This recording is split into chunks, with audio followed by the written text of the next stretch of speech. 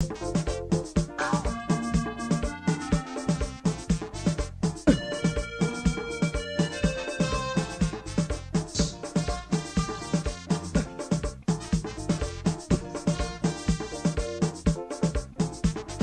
in the mood, I'm feeling rude, I'm feeling hot, I want to run. The feeling exciting, so darling, let's do something. I want to rub my body on your body. Body on your body. Let me rub my body on your body. I want to rub my body on your body. I wanna rub and love up. I wanna rub and kiss up. I wanna rub and jam up. I wanna rub and rub up. I wanna rub my body on your body. Rub my body on your body. Let me rub my body. Rub my body on your body.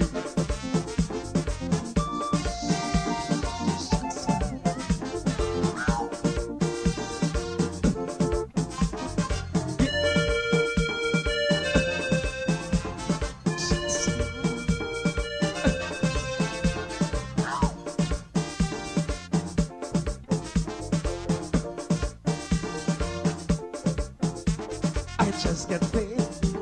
I want to play. The vibes is right. I wanna hug up tight. No time to waste. I wanna work my ways. So come on, babes. Give me a taste. I wanna rub my body on your body. I wanna rub my body on your body. Let me rub my body on your body. I wanna rub my body on your body. I wanna rub and love up. I wanna rub and kiss up. I wanna rub and jam up. I wanna rub and rub up. I wanna rub my body on your body. I wanna rub my body on your body. Let me rub my body on your body. I wanna rub my body on your body.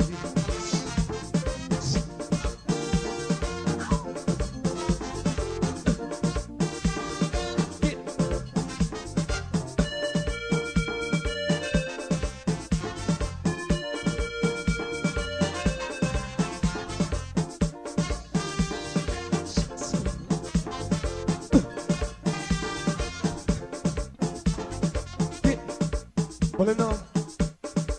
I'm feeling, I'm feeling, I'm feeling, I'm feeling, I'm feeling, I'm feeling, I'm feeling, I'm feeling, I'm feeling.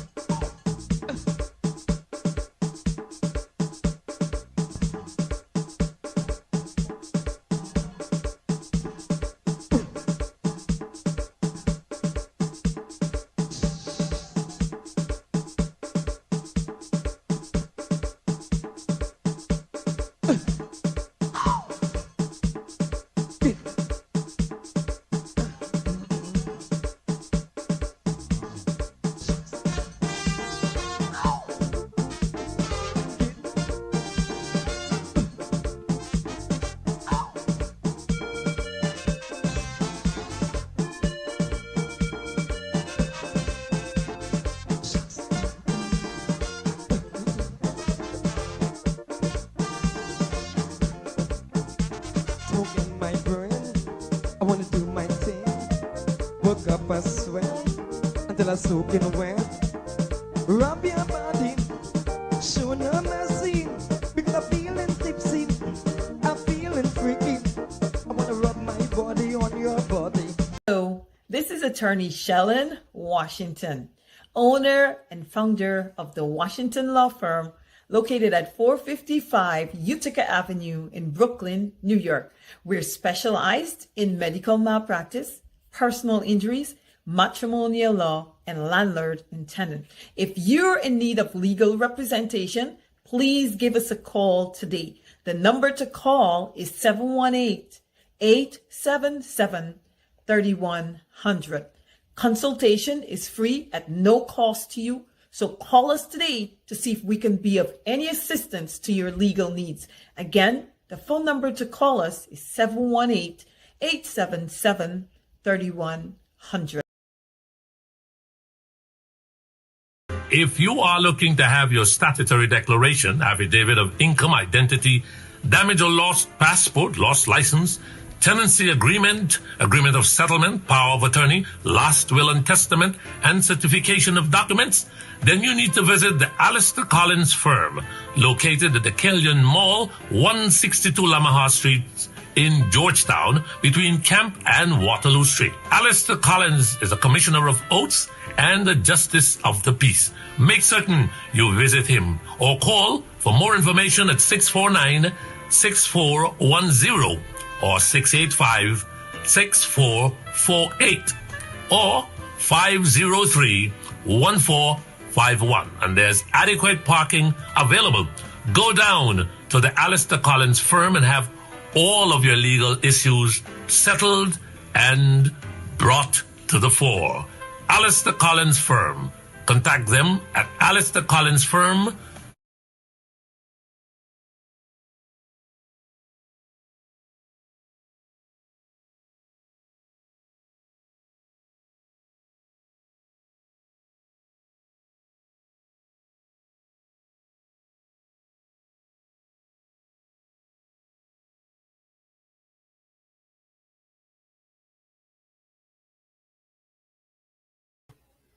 All right, good evening. Let's get ready to rock and roll on 107.1 FM.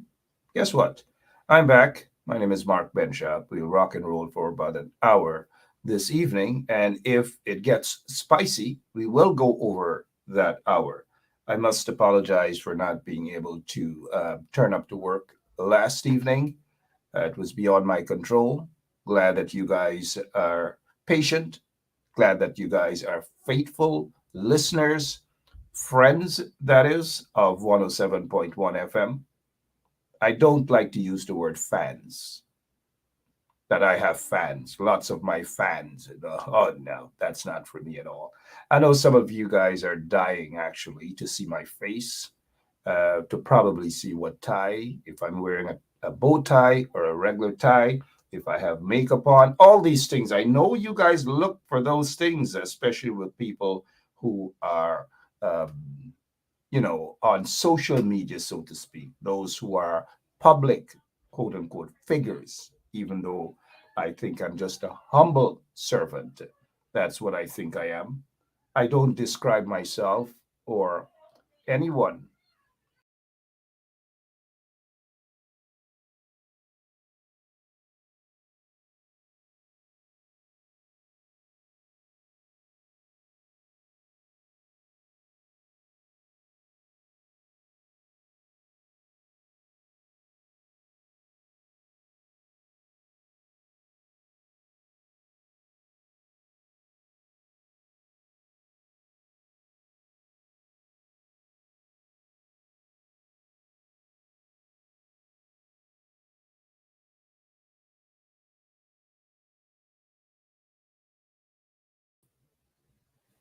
Sorry there for a moment. I thought we were experiencing blackout. You know how Guyana is, but my apologies for that break in transmission.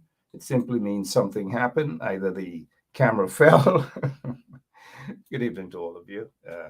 All right, I noticed Garfield Collins is asking you guys to share the link. We thank you so much. You know, we don't ask you guys to share the link at all.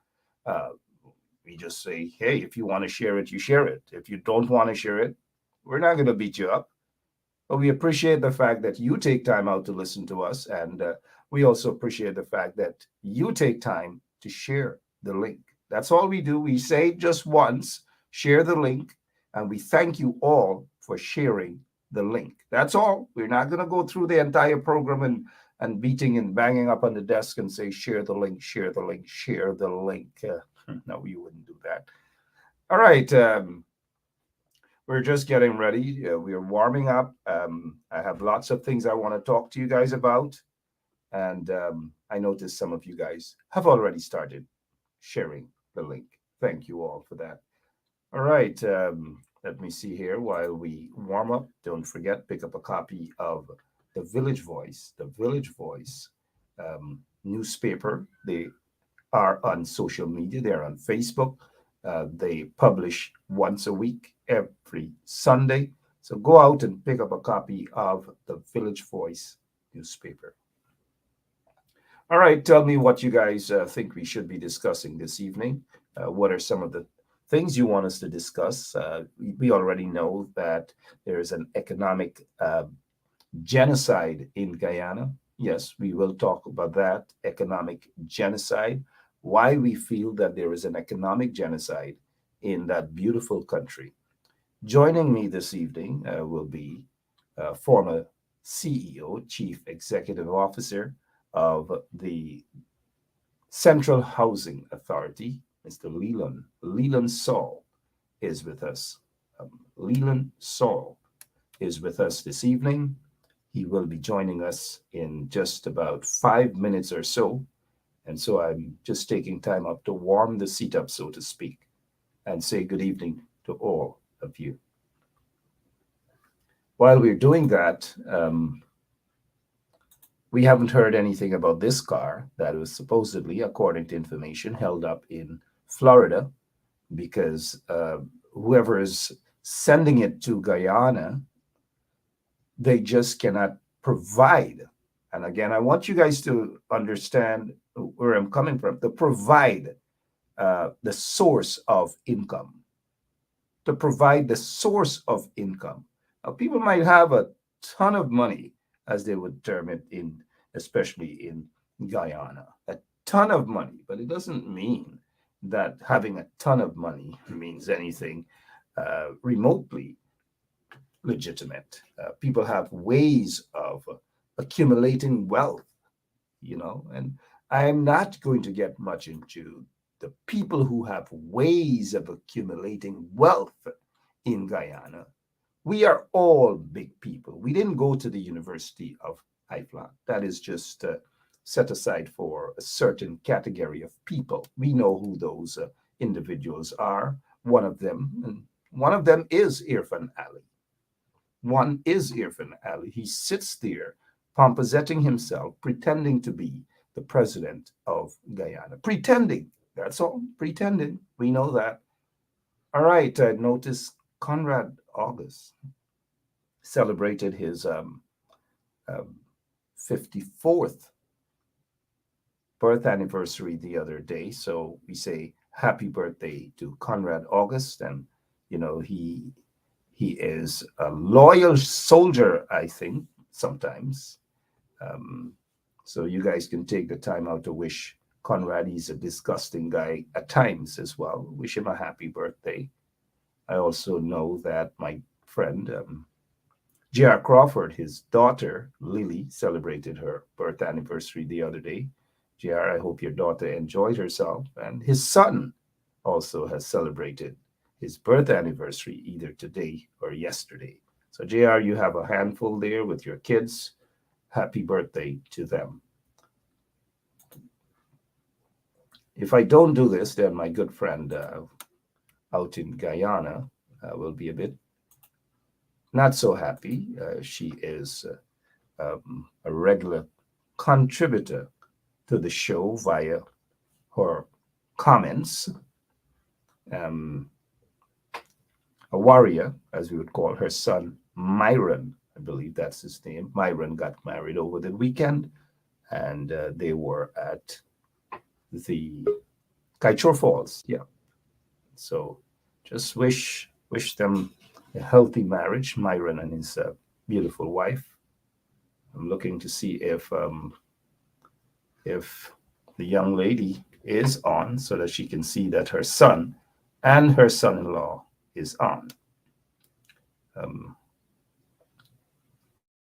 I'll you guys in 1 minute.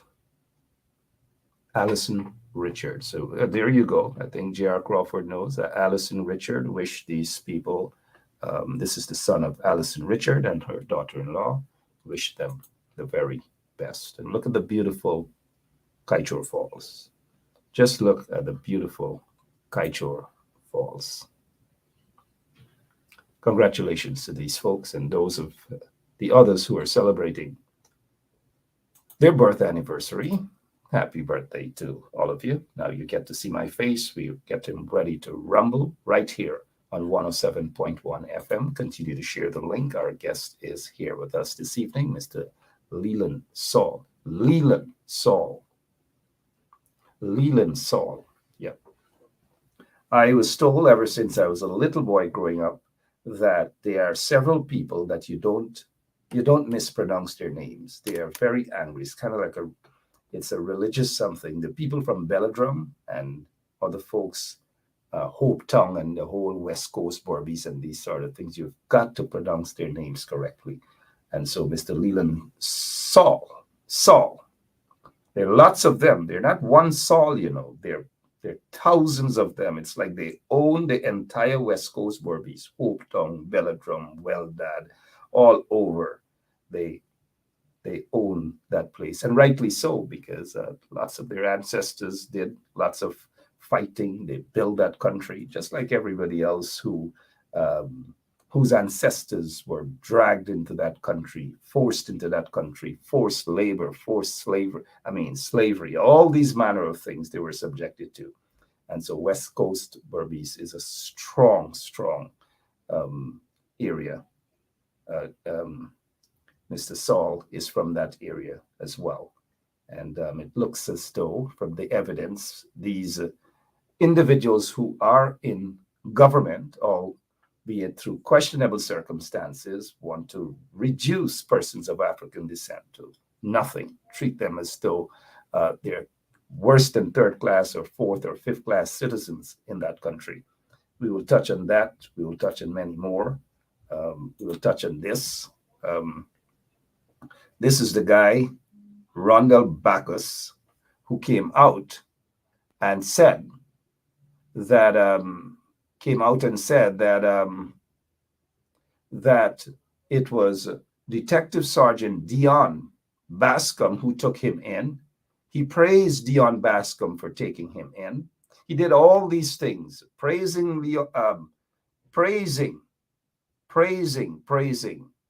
Mr. Bascom, Detective Bascom,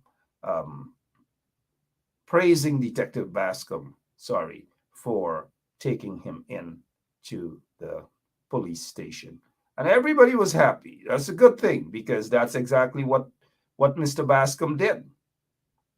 Mr. Bascom, Detective Bascom, took this guy in to the police station.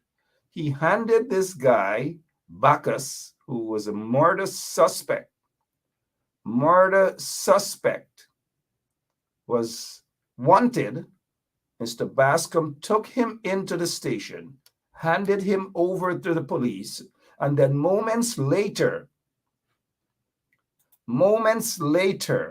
guess what? Moments later, his lawyer turned up, maybe about 5-10 minutes after, turned up. So who really took this guy Bacchus in?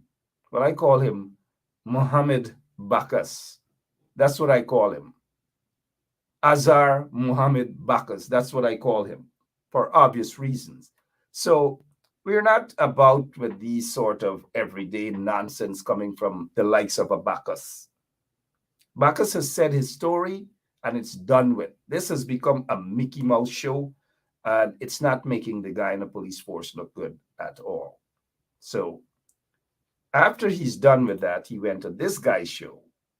This guy, Big Smith. I think Leroy Smith or Leron Smith, something to that effect. And I want you guys, before we get to Mr. Leland Saul, I want you guys to, we'll take a pause there for a moment. Let's go to Rickford Burke, who has something that he wants to talk about. Let's see what's happening here. Let's get him. Thank you, operator. Rickford, good evening. Good evening, Mark. How are you? Are you hearing me?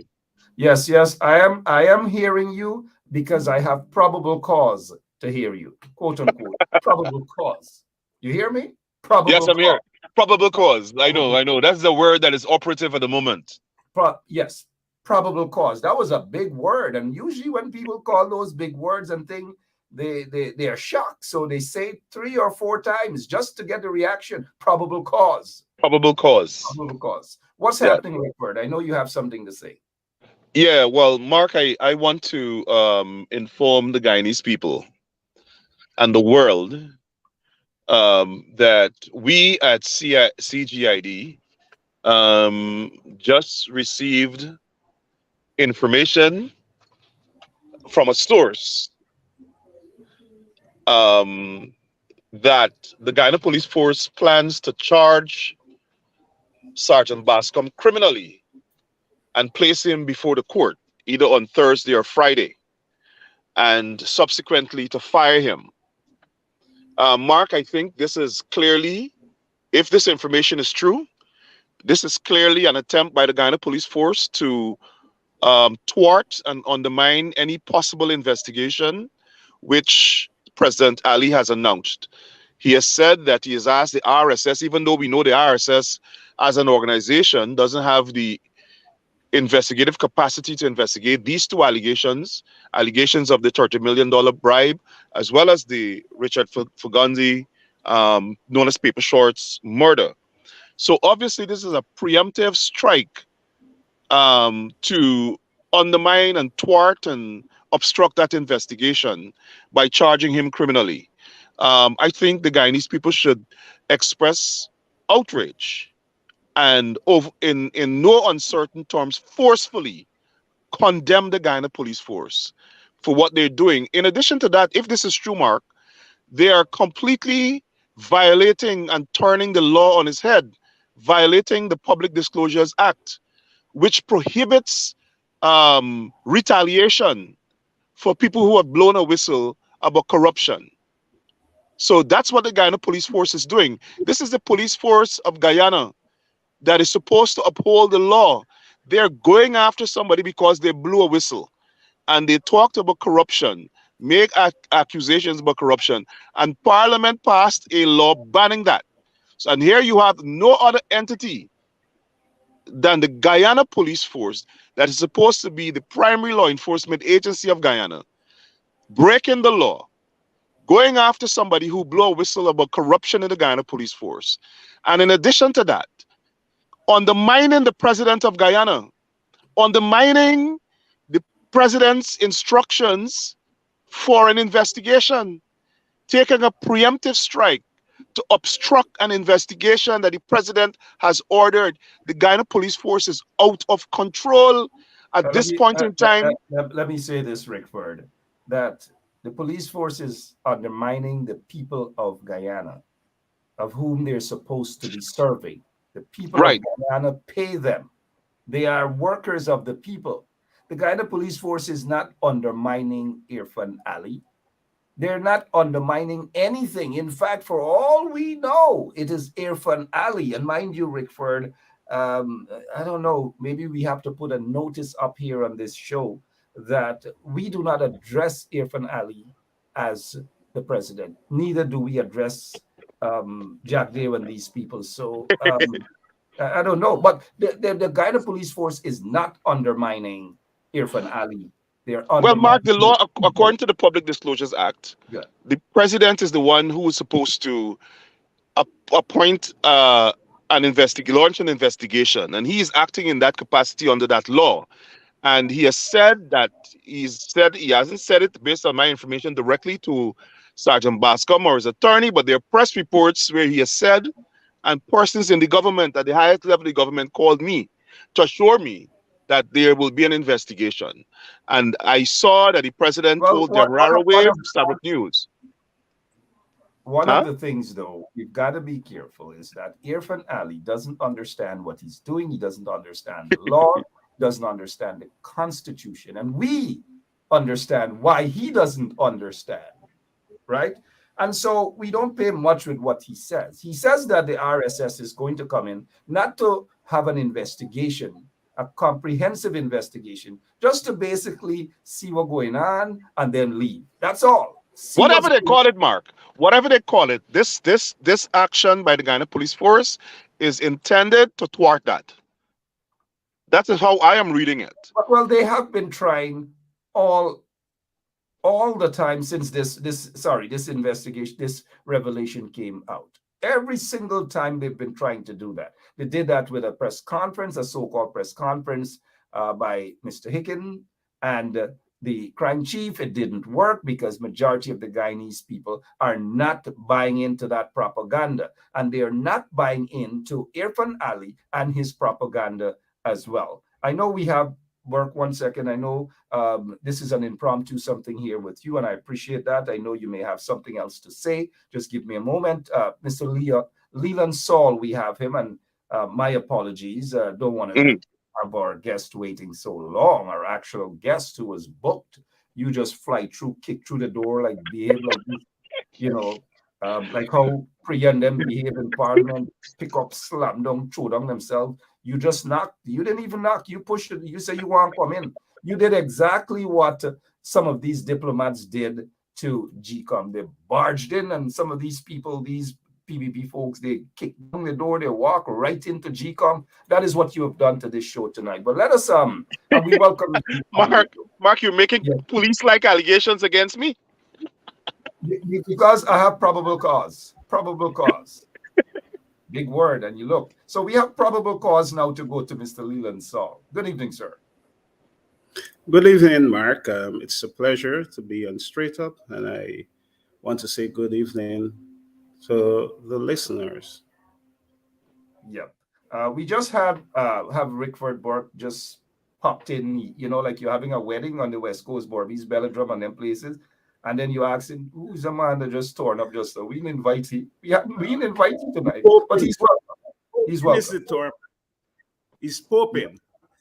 Yeah, he's popping. Exactly. So, Rickford, before you go, anything else you want us to touch on quickly before we go to Mr. Saul? No, that's just it. I mean, I see. As a matter of fact, I'm seeing one of the news thing mentioning it now. I would just say that we'll follow up on it. And I would want to see. Listen, Mark. I want to see the people of Guyana start standing up for themselves. I had to tell somebody today, stop calling me and tell me your problems. Deal with it yourself. Go to your leaders yourself.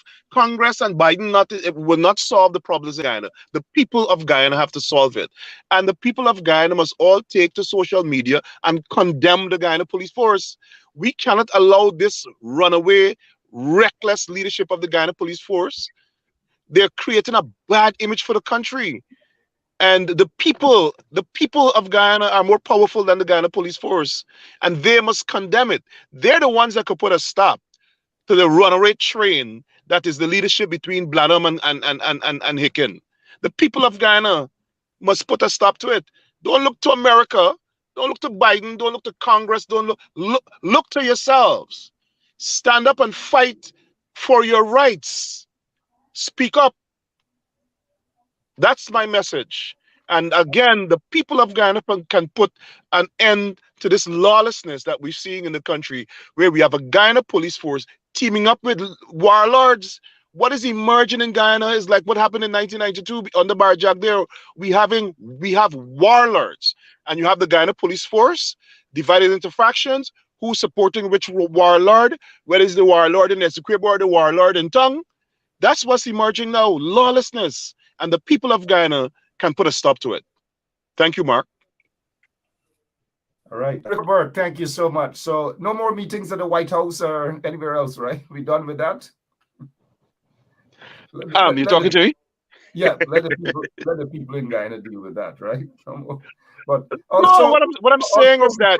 One second. We can't just allow our brothers and sisters back there to fight that fight alone. We've got to help them. Mark, are they fighting? Mark, are they fighting? They're going to fight. Okay, good. Fight. Let's be optimistic. All right. Thank you so much, Rickford. Appreciate it. All right, good. Good night, Mr. Saul. Good night. Before you go, what's the word? Rickford. What's the new word we learned? The new term? Probable? That's not a new term, Mark, is it? No, for us, because we never. Oh, I see. Oh, probable cause. I see. Okay. Maybe they have probable cause now to charge Sergeant Bascom. But Mark, you notice they're going after Bascom, but they don't have probable cause to charge Caesar, who was accused since 2018 and removed for an alleged allegation of bribery in the Jason DeFlormont murder trial. He was accused of taking money to obstruct that. Accused. No investigation. Paul Slow, I the think he usual did thing. some, it came up on in his inquiry, and now you have again the man being accused of taking bribe to obstruct another investigation. He has never been charged. He has never been investigated. But they're going after Bascom that blew the whistle. Something must be wrong with Guyana. Something is absolutely wrong, not with Guyana. Something is wrong with whoever is heading Guyana. And it starts right there at Irfan Ali and Barra Jagdir. Rickford Burke, thank you so much for your time. Appreciate Thanks, it. Mark. Have a good night. Yeah. All right. Rickford Burke. And now we have Mr. Leland Saul, former CEO, that's the Chief Executive Officer of the Central Housing Authority there in Guyana. Welcome again, sir. Good night. Thank you, Mark, and good night. Yep, we're glad that you've taken time out. I know usually somebody says that up on the West Coast Berbice, assuming that's where you are, because I know you're always about getting things done, that the people up in West Coast Berbice are asleep by 6:30. So we're glad that you're up. Yes, All I right. am up, Mark. Yeah, thank you so much. We're going to get into the real reason why I have invited you on here, because as the CEO of the Central Housing Authority, responsible for ensuring that people get their house lots and the equitable distribution of house lots and so forth, I'll touch on your tenure there. But before we get to that, can you give our listeners a better understanding as to the state of the country right now as it pertains to cost of living and extrajudicial killings and so forth? Go ahead, sir.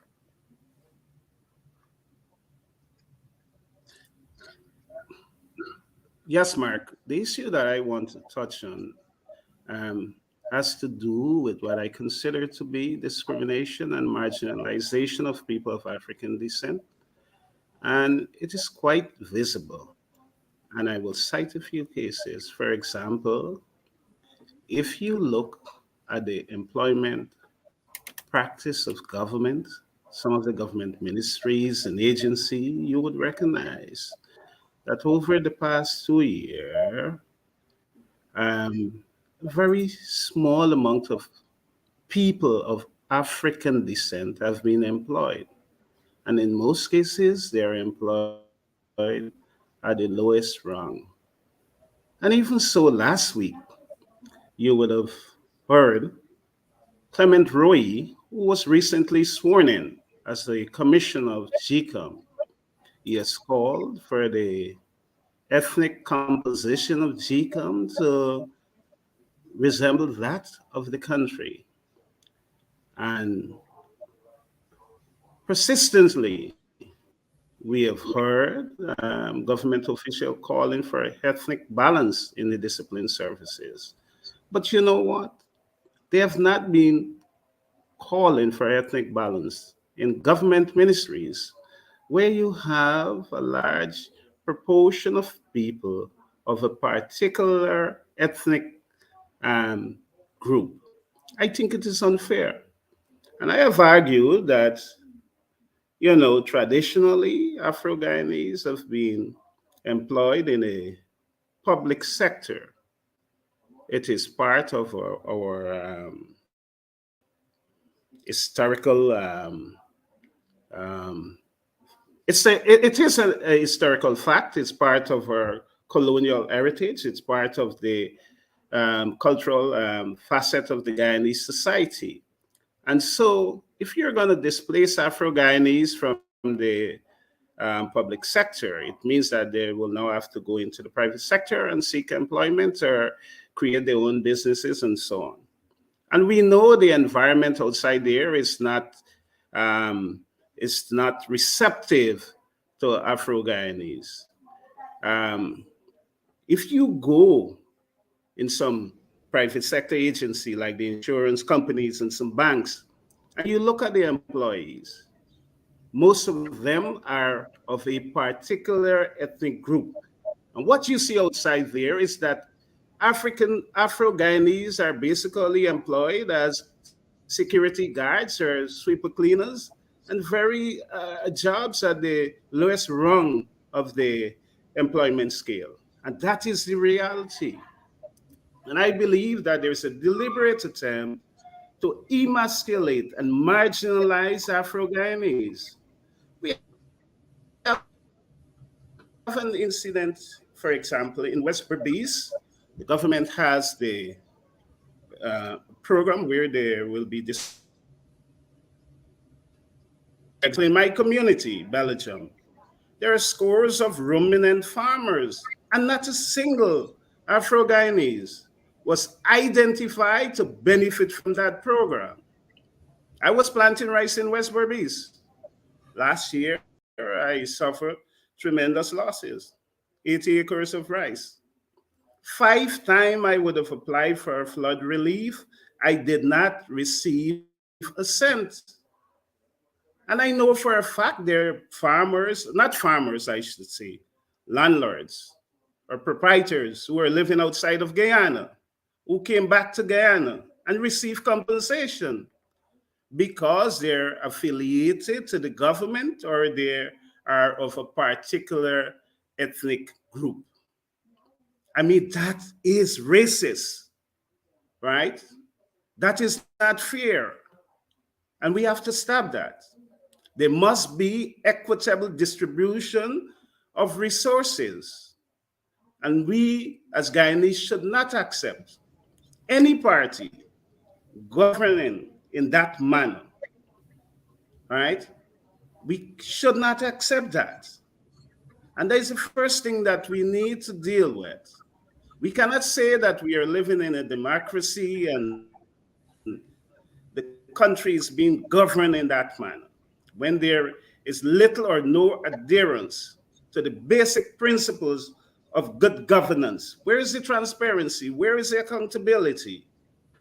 You know, There is absolutely none. Please stick a pin there, please, Mr. Saul. And for those who are now joining us, we have with us this evening our guest, Leland Saul, former CEO of the Central Housing and Authority there in Guyana, former. And as soon as the regime forcefully changed and then one installed, headed by Irfan Ali and his sidekick Jack Dale, they started the marginalization and discrimination of mainly persons of African descent. That is what we're talking about. We have lots more that we want to share with you. But before we get into some other stuff, let me ask Mr. Saul this question. We're hearing it now, and it is something that has to be dealt with, that whenever we talk about, and there is sufficient evidence to prove that this installed regime is anti-African Guyanese, the question that they oftentimes try to use, and they use some of these hustlers who are portraying themselves as individualism and all these manner of crap, to say that the coalition didn't do anything for persons of African descent. So the crumbs that the African Guyanese are getting now, that they must accept the crumbs because you got nothing from the coalition. You were there at the head there of Central Housing Authority and so forth.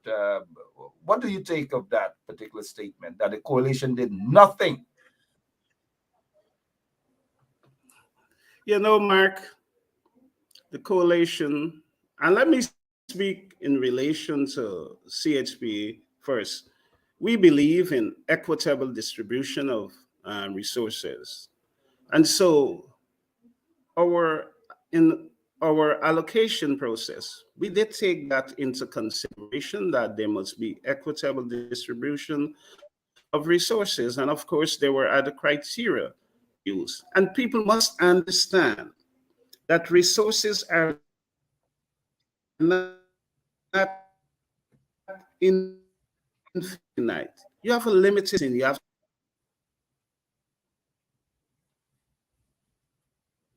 into consideration what was the amount of that were budgeted, the amount of lands that were developed, and then you should draw your conclusion, right? So you should not say that the coalition did nothing. Of course they did things. And the coalition, as I said, believes in equitable distribution of resources. The coalition does not practice apartheid. They don't believe in that.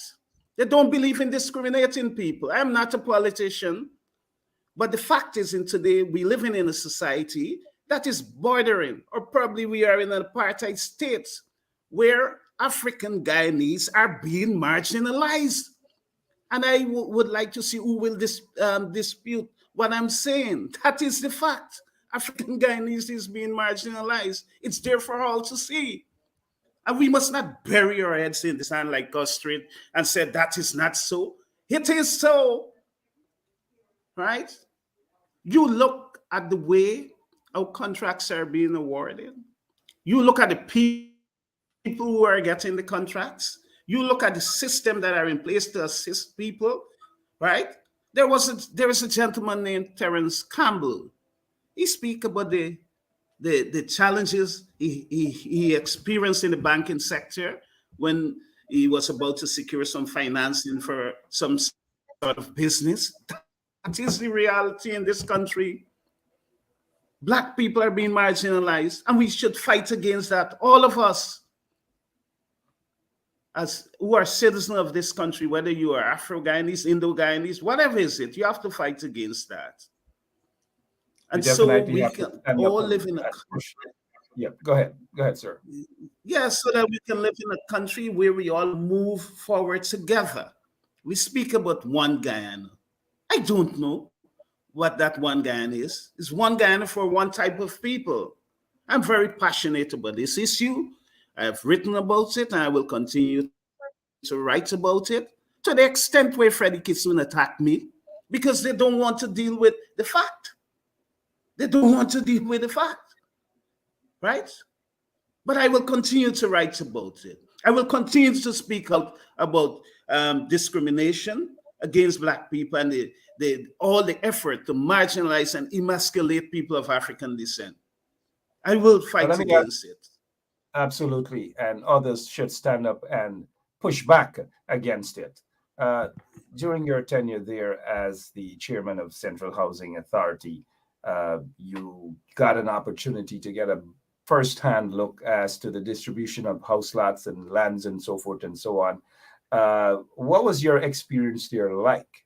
And before I allow you to respond, there has been high levels of corruption, particularly under the PPP leadership prior to the coalition going into office. Corruption was rampant. Irfan Ali was the Minister of Housing. And I repeat, corruption was rampant. People weren't getting house lots. The folks who are getting the bulk of house lots, 100, 200 house lots for themselves, are people who are connected, questionable individuals who end up opening housing schemes. They name it, they give the housing schemes names, their own names, and all manner of things. But the ordinary folks, whether they are persons of Indian extraction or African or Amerindian, indigenous folks, they had to go through that strenuous process because the PPP didn't care at all, not at all, compared to the evidence we saw when the coalition got in there. But you were there firsthand. Talk about what's happening there and what you guys did under your leadership to correct that sort of inequality that we knew and corruption that we knew transpired on the PPP regime. Mark, before I answer your question, I just want to give you a perspective of the CHPA. The CHPA was established following the Moyne Commission, which was established in the British West Indies. As you are aware, during the 1930, there were social unrest in the British Caribbean, and that commission was established. World War II took place between 1939 to 1945. As a result, the recommendation of that commission could not have been implemented. And so in 1948, a lot of the recommendations were implemented. The function of the CHP is to provide primarily housing for the working class, and that is what it was set up for. Um, I believe that in the execution of its role, the CHP should concentrate on that first and foremost. In relation to what I did, we tried to establish clear criteria for the distribution of house lots. And those, the criteria basically was based on year of age. We tried to clear those first and ensure those who are applying that they did not have any house lot and they were not double dipping and so on.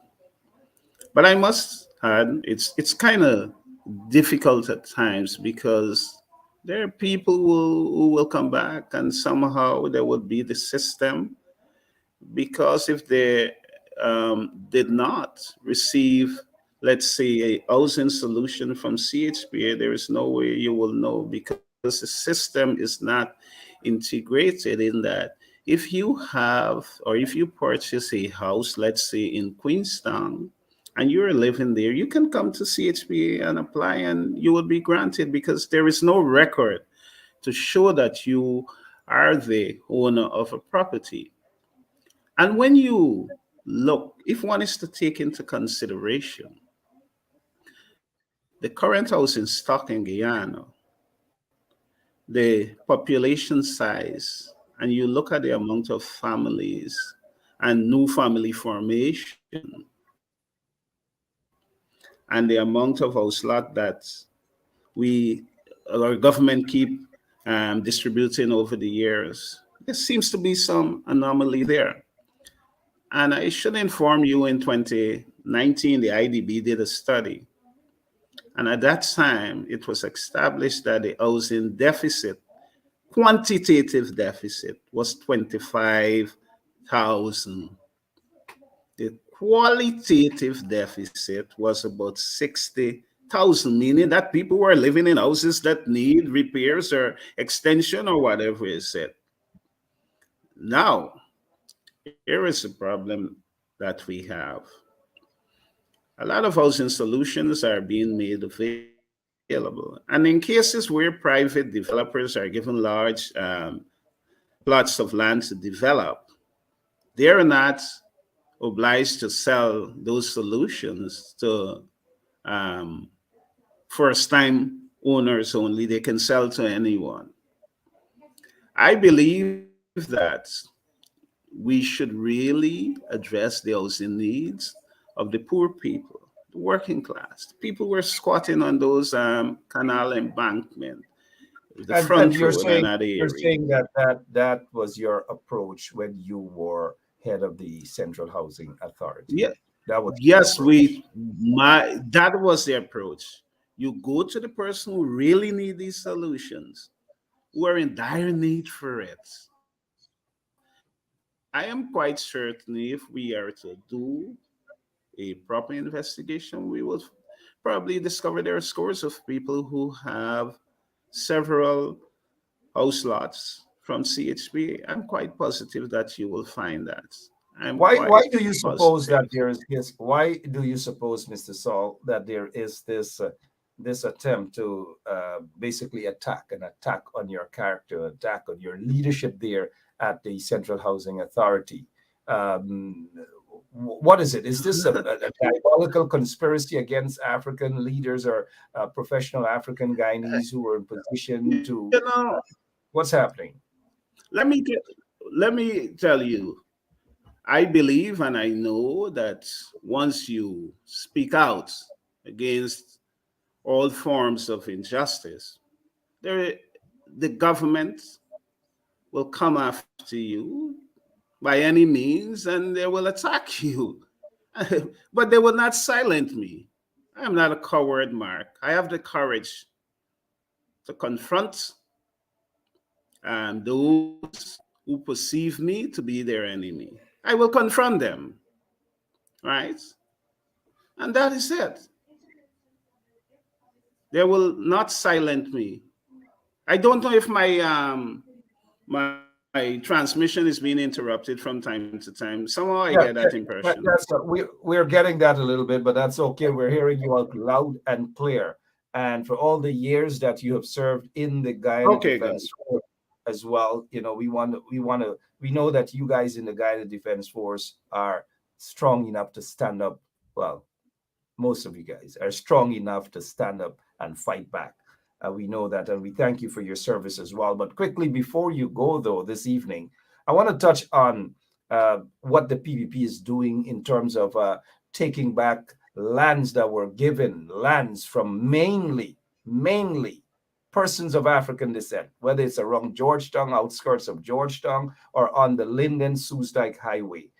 We have heard some dotishness, as we would say, about some Silicon Valley and all these manner of things of the Soosdijk Linden Highway. So they're going around and they're taking back lands from African Guyanese who have been occupying those lands for over 2 to 3 decades. Notice to quit. You see, this is the Guyana Lands and Surveys. Hope my friend Trevor Ben is watching, former chairman, CEO. Look at this notice to quit. So these folks have been there for over 2 decades. They got a letter. You got to go. You got to quit. Get out of here. We don't want you. You're not supposed to be doing this. What is your take on this approach by this vindictive, corrupt, racist PPP regime? I think firstly we should try to understand the condition of the lease. But Mark, recently I was in the Yarracabra area, and it was reported to me that there were government ministers who were going into the area and were reallocating lands to persons, lands where they were existing lease, and once they were the lands were not meaningfully or gainfully occupied, they were doing that. I later learned this very area was earmarked for the Silica City development. I see it as a sinister move, and maybe it's a way to funnel monies to persons who are sympathetic or towards the PPP or PPP supporters. That is the only thing I can say. Land is a factor of production, and any move to dispossess people of land should be viewed as a deliberate attempt to further emasculate Afro-Guyanese. And we must understand that. And I think I will ask people to push back, to fight back, not to just give up just like that. If you have to take the matter to court and challenge the government, I will encourage people to do exactly that. We must not allow these things to happen to us. Being here for 400 years, it's a long time. We were enslaved. Very long we time. We fought against slavery. We obtained our freedom. We have made invaluable contribution to the development of this nation. Absolutely. And people must respect that. And they don't want to treat us as second-class citizens, right?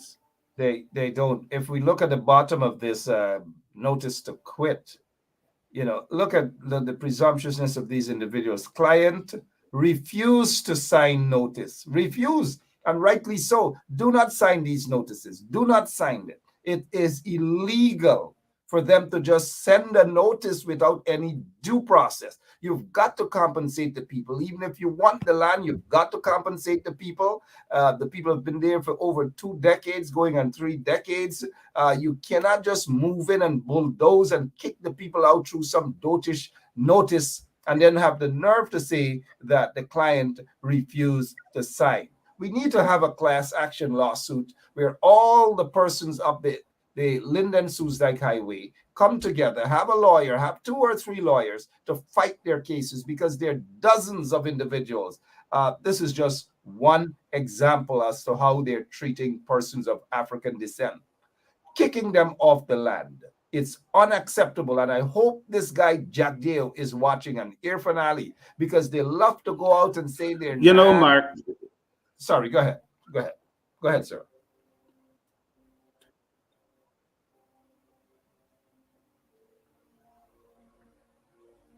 Yep, I think we are you lost you there, there for, Mark? yeah, we lost you for a moment. Well, go ahead. We're here. Yeah. The point that I want to make, if you're going to execute a project, there should be consultation with those persons that are affected, their stakeholders. And you just can't go and bulldoze them off the land or froze them off like that. There should have been some discussion, and so you can arrive at a position. And so persons are clear in terms of compensation, whether you're going to relocate them to another location and so on. All these things must be clear. But when you just move in there like that and said, okay, you have to quit, you have to get off this land, you're disrupting people's livelihood. What you want them to do? Come on, we can do things in a much more sensible manner than that. And I will ask the government to do the right thing. They know what to do. They can't do the right thing. People like that. They just can't do the right thing. They don't know how to do the right thing. They don't know what's the right thing. The right thing for them is corruption, racism, discrimination. That is the right thing for them. That's what they feel are the right things that they should be doing. Discriminating against people. And now I want to say that, yes, the majority of persons who are being discriminated against in Guyana are persons of African descent. There's no ifs, ands, or buts about that. But there are other ethnic groups who, because they refuse to subject themselves to these sort of questionable conducts and acts of the PPP and their policies, they themselves, some of those individuals, I see a lot of them here, who are not persons of African descent, who are feeling the squeeze as well, who are being discriminated as well. And so this has got to stop one way or the other. And I noticed my friend, quote unquote, Freddie Kissoon, former soldier in the struggle, is attacking you. What's going on with this attack? Suddenly, Freddie's I don't know. One second. Suddenly, Freddie's attacking you because he turned up at your office or your agency when you were in office there as head of the Central Housing Authority. And because the gate was locked, he vexed. According to him, he vexed. So when Freddie turns up at places, people must stop what they're doing, put on what they're doing, stop all meetings, open the door and say, come in. Just like this song, open the door, let the man come in. Why you didn't open the door, let the man go in? What's happening? Mark, I want you to go back and carefully read Freddie's article. It was not central housing and planning. You were speaking about lands and survey. But I understand, perhaps ever since he was, that fecal matter was thrown in his face, like it seeped into his brain. So he's confused, right? I think that is what happened. So you can go back and look at the article. So all of his writing is jumbled up, right? His writing can be jumbled up. The man has graduated from 2 or 3 universities, and come on, come on. He's the brightest of all they have. I wouldn't question his qualification. No, I'm saying he's the brightest. Nobody else is bright. Nobody brighter than Freddie. Nobody. Of course, I'm being facetious there. Freddie has emotional issues that he needs to deal with it, right? I cannot solve Freddie's problem, What else would you like to say before because I have some other things I want to discuss, but let me give you the opportunity Mark. Before you go. Yeah. I would like to ask of the citizens of this country to be very vocal about what is going on in this country. The fact is that there is a deliberate attempt to marginalize Afro-Guyanese. And so we ask all citizens of this country to speak out against it. Do not turn a blind eye to these things. Just look at how resources are allocated. You'll see it. You know, for example, our public sector workers, they have not benefit from any support to cushion the increase in cost of living. But in other sectors, the agriculture sector, people have benefited from support. Our indigenous brothers and sisters, they receive some measure of relief. You know, our sugar workers in the agriculture sector,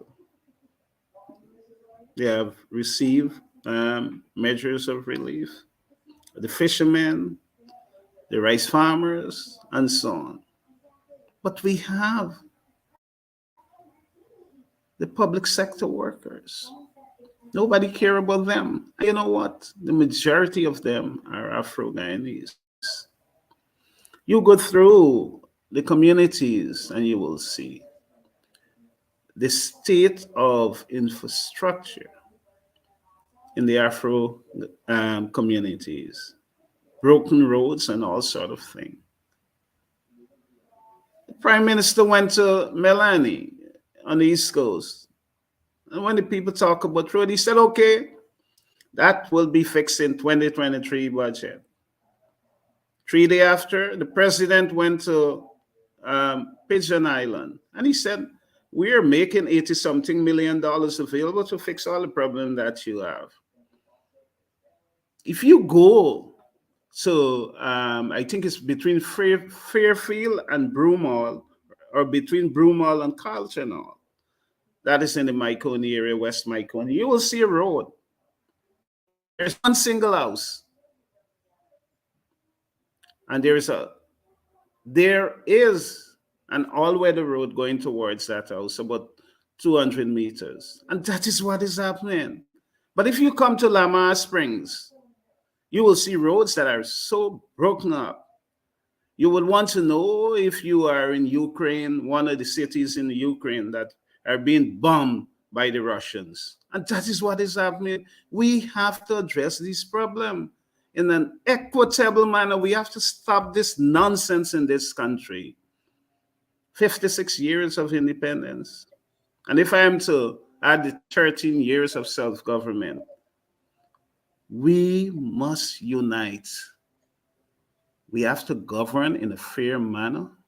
This country belongs to all of us, regardless of our race or political affiliation.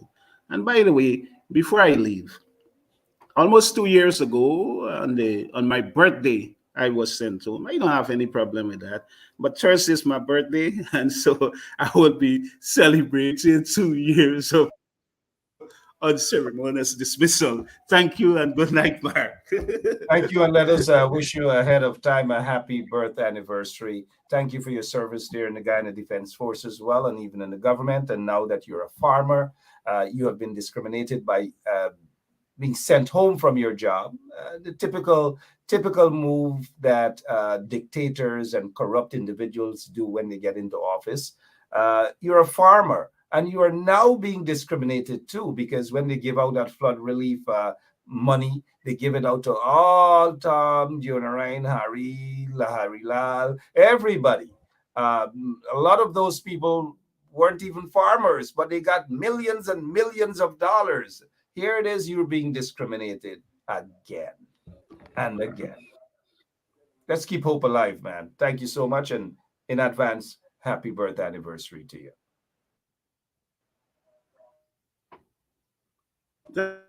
Thank you, Mark, and good night. Good night. Thank you. Thank you so much. Appreciate it. All right. Former CEO of chairman of the Central Housing Authority, Mr. Leland Saul, telling it like it is, giving you facts, evidence. This is what is happening in that country. But yet, you know, they got some folks. They got folks like Barrett Jagdale, who believes that people are dotish, and that he I don't know since when he think that he has the moral authority, Jack Dale that is, has the moral authority to come and sit and lecture persons of African descent about what the coalition didn't do for persons of African descent. For 23 years, you ask this guy, Barrett Jack Dale, what did the PPP do? Look at the state of affairs of Guyana. But mainly, let us take a look at the way in which persons of African descent were treated under this man's presidency during the 23 years. No job creation. Look at what they did to Linden. Look at what they did to Ituni. Look at what they did to Kokwani.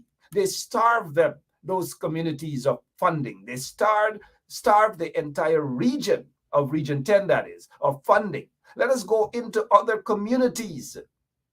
They have starved those communities, whether it's Buxton, whether it's Agricola, whether it's Belladrum, whether it's Hopetown, whether it's Weldad, wherever it is, they have starved those communities. So Jack Dale didn't give a damn about the concerns or well-being of persons of African descent.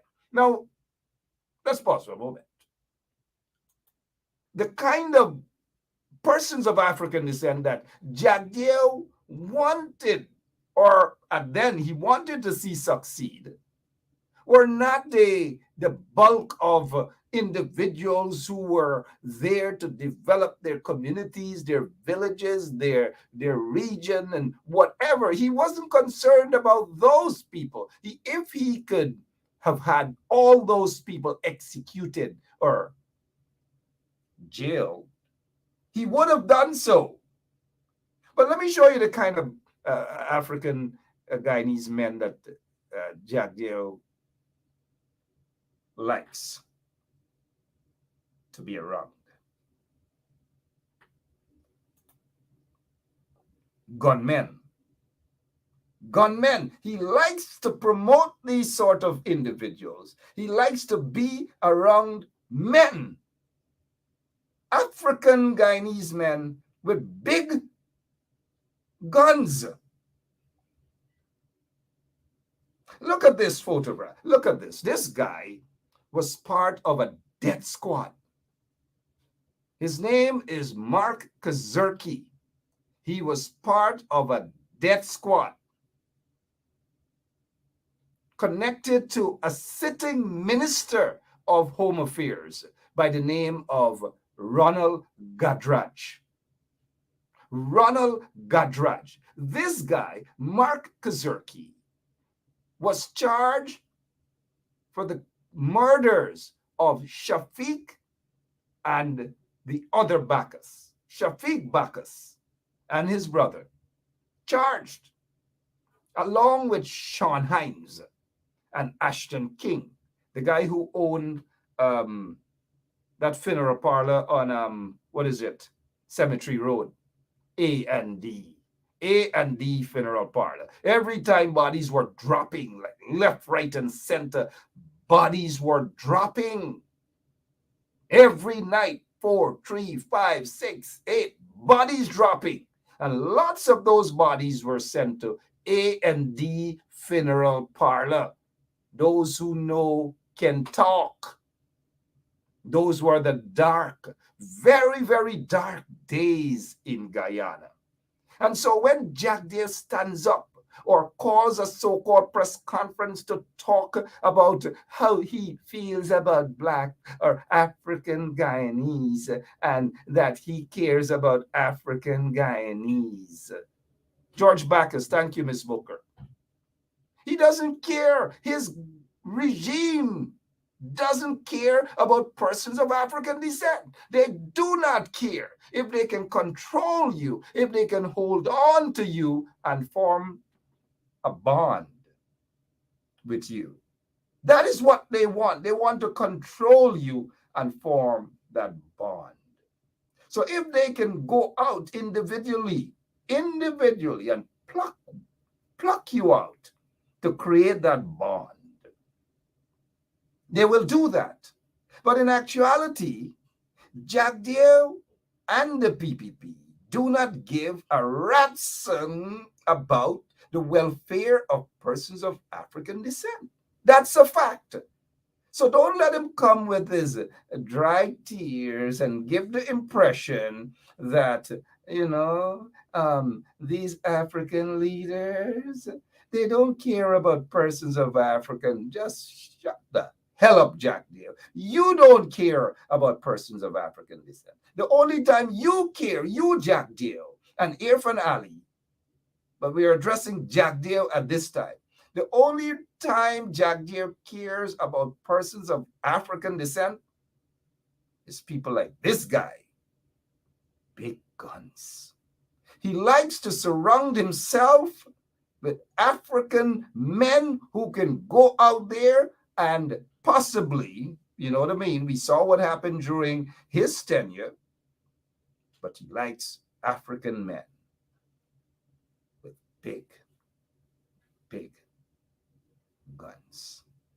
Look, one is sitting right there. And now let's give you an example about this photograph here. The same guy is seen with Jack Deere. You see, he's surrounded, he hugging them up and so forth. Some of them were serving members of the Guyana police force. You see, the guy in the whitish shirt is this guy, Mark Kozerki, who was charged with killing the murders of Shafiq and George Bacchus. George Bacchus was a whistleblower. I repeat, George Bacchus was a whistleblower. He was murdered, allegedly by this guy here with this big gun. Jack Deere guy, yeah, you see, yeah. Jack Deere guy, he likes to hug them up and take photographs with them. That is what he likes to do. So don't let him come and talk about the plight of persons of African descent. He doesn't know what that plight is all about. He doesn't care what that plight is all about. And now this brings us, we are not done as yet. The whole thing now is about control. If they can't control you, they're going to try to do all manner of things, like what they did to Freddie. They dashed stuff in his face. What they did to others, they jailed them for 5 years, put them in solitary confinement. You guys know that individual, right? And so that is what they are about, to go. And if they can divide and conquer, divide and rule, divide the African community, divide them, don't bond them, but divide them and put some out there to talk about individualism, frontier, and all manner of things. You've got to be careful with those individuals, because when they come and talk about individual, they're being sent, they're speaking masses language, massa term, which is a part of their agenda to divide the African Guyanese community. Be careful. Jack Deere is not the kind of person who harbors the truth. And so when he speaks, you got to be so careful. Now, this brings me to Ipadagy. That's an African, an organization that is supposed to be there looking after and exposing bad things happening to persons of African descent and ensure that they get good things coming their way. So now Jack Deere decided to sit down. I don't know if it was full moon. Well, it's heading towards the end of the month. Full stop, period. I'm done. Now, I don't know if it has anything to do with those two things, end of the month and it's full moon, that Jack Deere sits down at a press conference and want to give people impression that he is a defender of persons of African descent, and that, he's so concerned about Black people, as they would term it. That is what he wants to give that impression. And so there's this organization, he's saying that they got $100 million and then they spend $43 million in salary and then did this, and then they don't care about the plight of African Guyanese, that they are using African Guyanese. If you're listening, if you're now joining and this is your first night looking or watching this program, please, that's not my voice. I don't speak like that. I have a strong voice because I'm a strong man. Good. Now, having said that, and this is exactly how this guy behaves. He wants to control people. He can control a few of them. And the few of them that he controls are hustlers. Don't let them twist it and tell you anything else, that they're entrepreneurs and them crap. That they're hustlers, they're flatfoot hustlers. And this guy, this person loves to be surrounded outside of big guns, African men. Big guns. He loves to be surrounded by hustlers, flatfoot hustlers, who will go out and do his dirty bidding for him in trying to divide, mainly the African Guyanese community. So he now believes that he is the savior of Black people, persons of African descent. And they must gravitate towards him and say, oh, lordship, with a, oh, you can substitute the P at the end with something else, and that he is there to save the African Guyanese community. He's not there to save anything. $100 million is crumbs. $40 million in salary is crumbs. He's not going to tell you that we have a waste of time, a commissioner of information who sits there, who has been sitting there for years, Ramson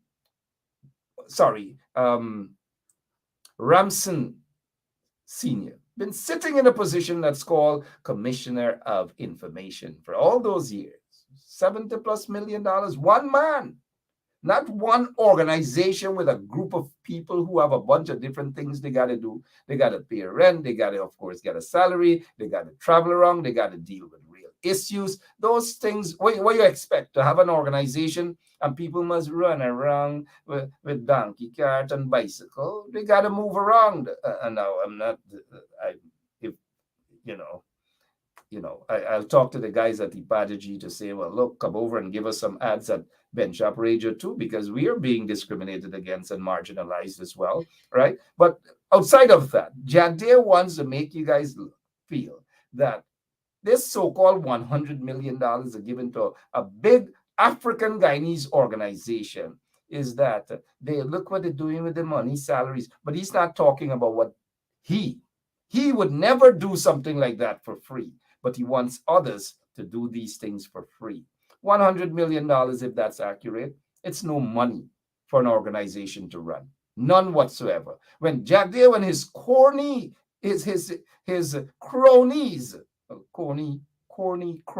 cronies as well, they have access to billions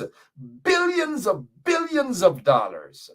But he's fixated on little crumbs that an African Guyanese organization has access to. Crumbs. So you see the racism there. He's fixated on crumbs. He's fixated on throwing crumbs to African Guyanese, and African Guyanese must run out. You know, like when you get paddy and you get the paddy and you throw it in the yard, and the fowls and the chicken, they run and everything. You see them, and the ducks and everything. You see them? And if you have little puppies as well, they run because they're hungry, right? And they're eating paddy and everything. That is how he is treating persons of African descent. He is treating the entire African Guyanese community as such. You throw crumbs, and he expects us to run with open arms, hug him, kiss him up, and treat him as though he is Lord for the African Guyanese community. He doesn't mean well. He doesn't want to see African communities develop at all. What he wants to do is to control those communities. He behaves as though he owns Guyana. He's not going to tell us about allegations of large scales of corruption. We heard Sue. Sue spoke of corruption, but he's not going to sit to address allegations of corruption against him. And this is not the first time we're hearing allegations of corruption against Jack Deere. Corruption and corruption and corruption and corruption and corruption and corruption. Take a look at him. All the allegations of corruption and corruption and corruption and corruption. You guys knew what I wanted to say there, right? Corruption, massive, massive corruption. He behaves as though he's a goddamn angel. He's no angel. He's far from it. And I'm sure when he's no longer on this earth, he is heading straight to hell, the pit of fire. That is where he's heading for all of the wrong things he has done to Guyanese, including our Indian brothers and sisters as well. Hence my reason for saying Guyanese. And then when he goes in hell, he will run into his friend, Mark Kazurki, the guy sitting there with the big gun. Because I told you what he does. He likes to be surrounded by African Guyanese men with big, see that guy got it in his hands there? Big guns. He means nothing, no wealth, no good for persons, people of African descent. He doesn't mean nothing at all. And so while he takes the time to talk about alleged allegation of not corruption, and mind you, he's not talking about corruption, he's talking about the salaries that those people are getting. He's not looking about the salaries some of those incompetent so-called ministers and officials are getting of the regime. He's not talking about that. He's not going to talk about the hundreds of millions of dollars wasted in that fiber optic cable that he was in control of, that ran somewhere till up in the interior, ran through the Linden-Suslike Highway, that it destroyed. That highway was destroyed because of Jack Deo's thirst for long cables. Long fiber optic cables. Over $1 billion+ spent. Where did the money go, Jack Deo? And you had your friends and cronies. For example, one such guy was the project manager there. Happens to be the son of a man who later became the president, half-term president, Donald Ramotar. They were milking up millions upon millions of dollars in salaries every month. But yet you want to sit here and talk crap and lecture persons of African descent for little crumbs. The bulk of the money go to salaries. They go to salary. Give me a goddamn break. Y'all stop listening to that head. That head. That head. H-E-A-D, head of the PPP, because he's the general secretary, mind you, right? Don't listen to these guys. I want to hear Jack Deere, getting back to it, I want to hear Jack Deere talk about the Sioux incident, where billions of dollars, corruption, allegations of corruption of hundreds of millions of dollars. That is what's important to us. Not little crumbs you're talking about an African organization got through taxpayers' money. It wasn't Jack Deo's money that he got, maybe, I don't know, maybe from China, bank account, I don't know. But suddenly the same Jack Deo is filthy rich, set of money. He came from a poor fishing family from Unity Village there. Moved out from Unity Village, was living in a little shop front in Kitty. But now he's super rich. Oh, some of you guys gonna say, oh, Ben Chap, shut your mouth. Jack, they work hard for your money, boy. Yeah, you work hard for your money. Just like them other questionable businessmen out there who work hard for the money, right? Some of them like dash out money here and there. And with all the money some of them get in Guyana, all the money they're showing off that they get, I want them to meet, let them, I'll be in Barbados in a couple of days' time. I want them to meet me in Barbados. Fly out to Guyana, man. No, let some of these so-called rich businessmen, let them fly out Guyana, man. Why if they get all the money they get and they can't jump on a plane and go nowhere? They can't even go Suriname. I wonder why. Let's go to this here because we want Jack Deere to talk about this corruption and not Ipadaji. Talk about this, Jack Deere. Source. Okay, well, Maybe the Chinese company that did not get the agreement that they wanted here, maybe they're the ones who told you, or it could be just a fictitious thing. Okay, well, let's talk about specific individuals. What is your relationship with Mr. Su Jerome? So my relationship? Nothing. He's a tenant in my place. Yeah. And he's a good friend of yours? Yes. Yes. He is a friend of ours. His father was here from many years ago. I mean, he lives next door to you. Yes. You know, he was able to arrange meetings and catch-ups with you at any point in the day. He claims As a friend, yeah. He claims that through his very close relationship with you, he's able to get any deal done. Well, I don't know if that's. He's able to change laws for investors. But then which law has been changed for any investor? So Sue told us that if you want to get anything done in Guyana, you need some hookups. I'm very close with the Vice President and the other officials. The Vice President and I share a very close relationship. Also, if we do the business, he'll help out no matter what. There's no one else who can help like he does. He also says when he's talking about prospect investors that the Vice President said he can change the Constitution, he said he can manage. Everything is going to be done soon. He's really treating us as brothers. He's already trying to help us as much as possible. Of course, I need to give back to him in return. Yeah, but that is, I don't know about giving back, but I do that to everybody who comes to my office. The American companies come here to see me and they need a meeting. You asked to see. Stop it. Yeah. But that is what he should be addressing instead of attempting to attack those folks at the African organization, IPADG. Now, if they got all of that money, there's no money, there's crumbs to have an organization with a bunch of people.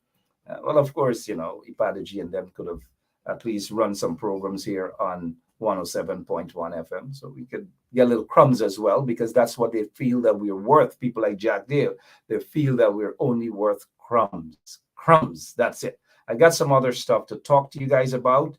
This Bacchus situation, this probable cause guy that is speaking out. These guys are nuts. I have some other stuff to say about that, but we'll take a quick break. I will be right back with more of Straight Up. I feel energized tonight, so we may go for a long time. We'll be right back. So, this is attorney Shellen Washington, owner and founder of the Washington law firm located at 455 Utica Avenue in Brooklyn, New York. We're specialized in medical malpractice, personal injuries, matrimonial law, and landlord and tenant. If you're in need of legal representation, please give us a call today. The number to call is 718-877-3100. Consultation is free at no cost to you. So call us today to see if we can be of any assistance to your legal needs. Again, the phone number to call us is 718-877-3100. All right, welcome back to Straight Up. I know people oftentimes ask, why don't I ask for crumbs? We don't do that often at all. We just don't. We don't do it. But we'll take 30 seconds to put our information up, because these shows do not run like water or on water. A radio station that is being starved from any form of taxpayers' ads. We don't get nothing from them, but they give it to their friends and cronies.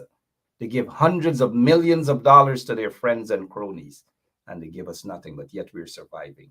We'll put some information up there. And for some of you rich people who are watching, drop something in the collections basket. I'll put it up. Take it off. People say I don't do it. That Mark, you got to do it. Well, I'm doing it now, and I'll leave it up there for 1 minute. Just 1 minute. do the right thing, like Spike Lee said.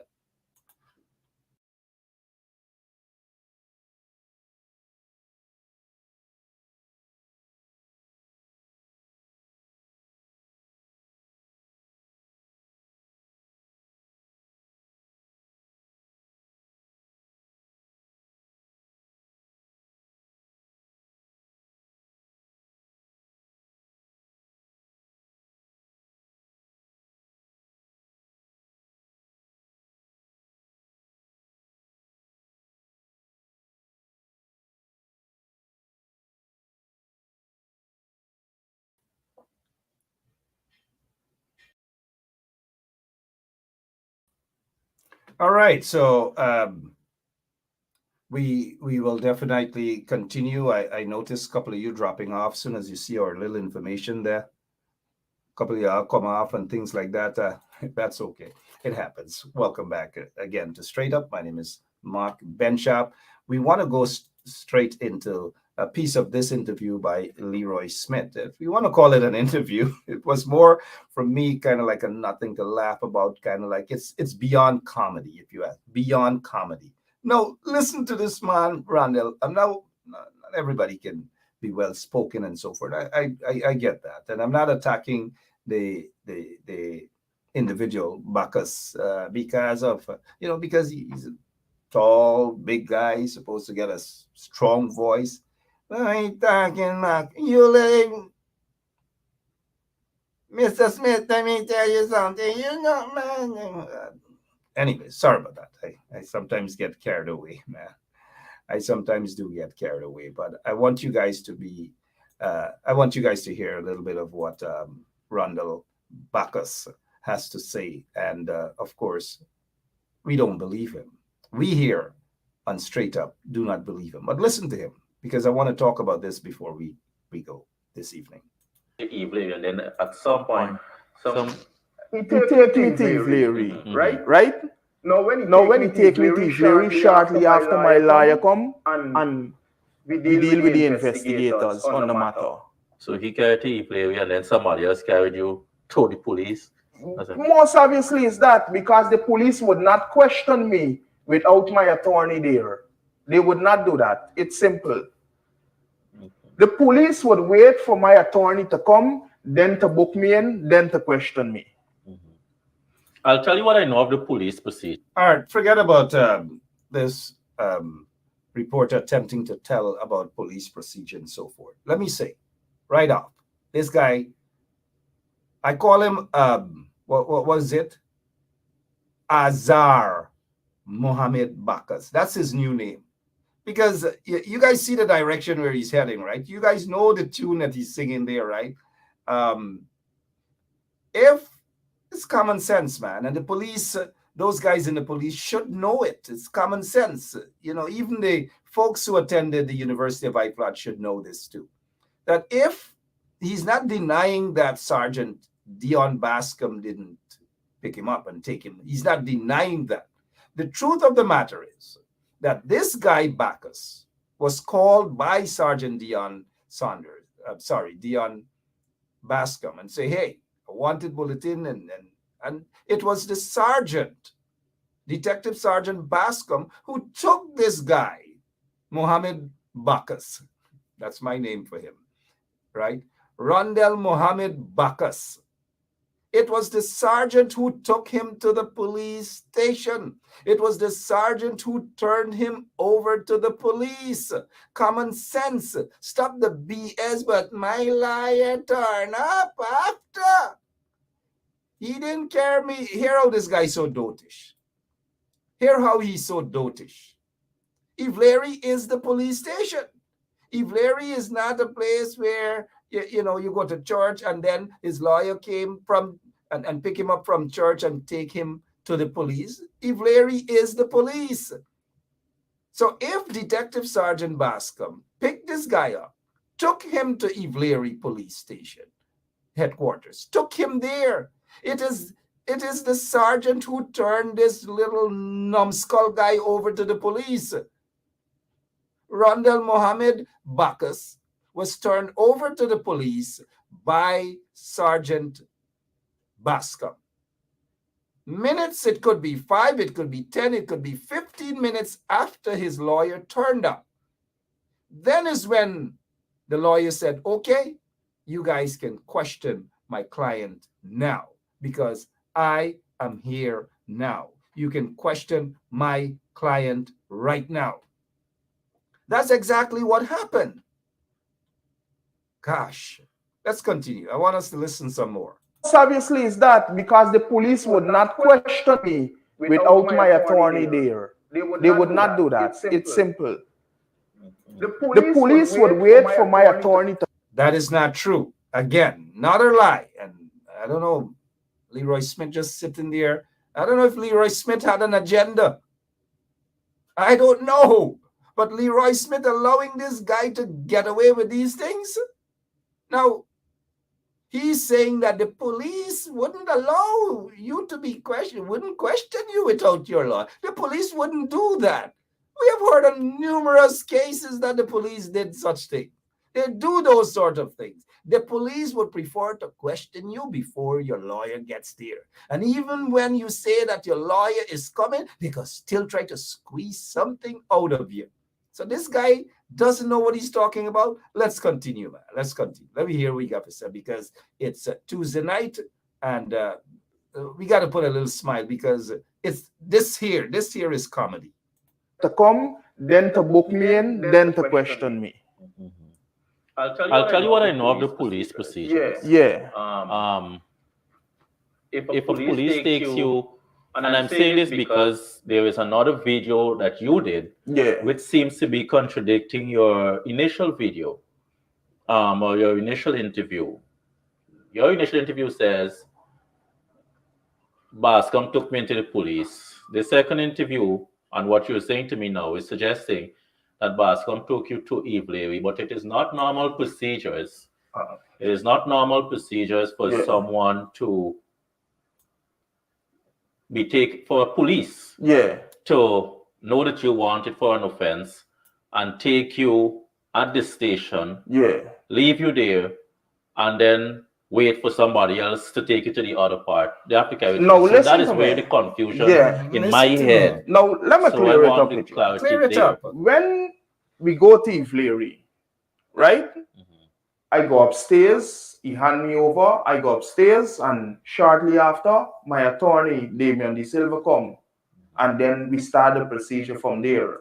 Here again, this guy, Mohammed Bacchus, Rondell Mohammed Bacchus. When he take me to the Ivlery, you heard him just now, he hand me over.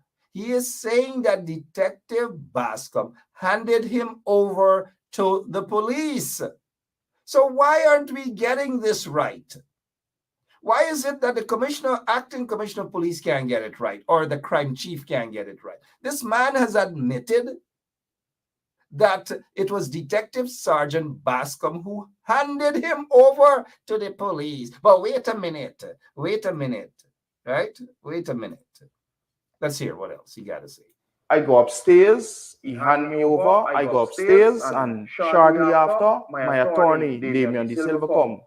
And then we start the procedure from there.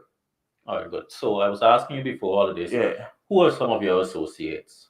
Pertaining to... Associates, who are some of the people you line with, who are some of the people... I'm speaking about people that might have influence or not have influence. No. I don't associate with people who have influence. I'm not the kind of person who associate with people who have influence. I deal with low-life people in the streets. Small people in small caliber. We got to go through that again. Listen to him carefully. Influence, another big word. Listen to him carefully. Listen to Rondell Mohammed Bacchus. People that might have influence or not have influence.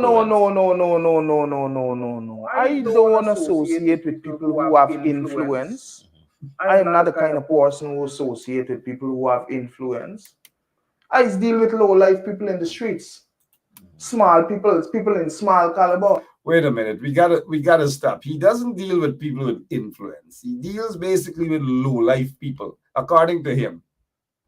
Look, don't you guys like this guy? I mean, I know things economically in Guyana, cost of living, everything just gone up. This is a free comedy show this guy has presented. Compliments of the producer there, Mr. Leroy Smith. Compliments of Big Smith. This is big full-out comedy show this banner get here right now. But for that statement there he just made, we gotta give him an award, man. He deserves an award. Let's give Rondell Mohammed Bacchus the award for tonight.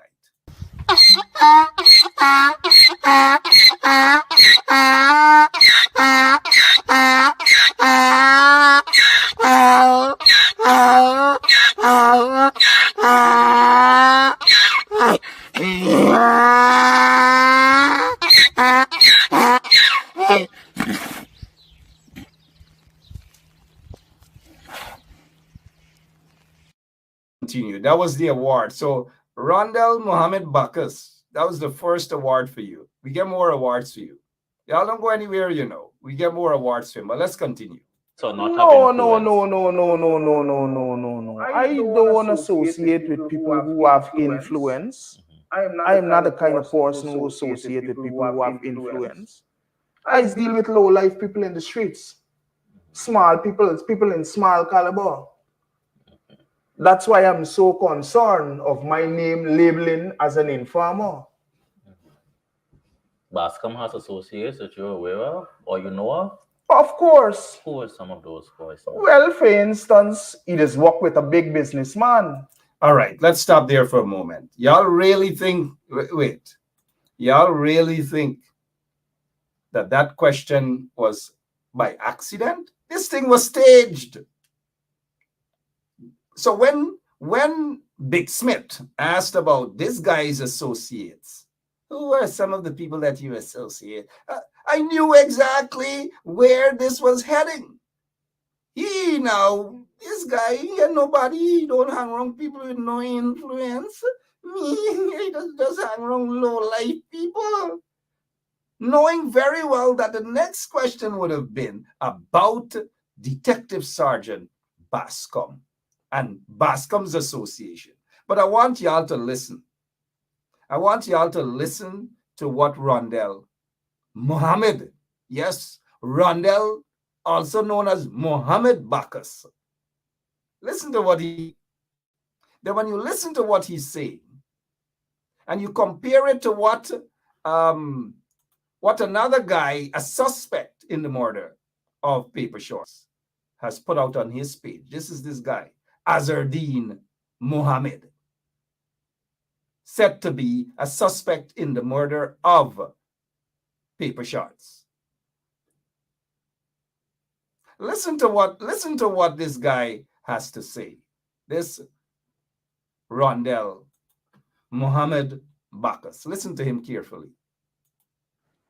I don't have to call him. You already know his name. What is this? Look. Wait.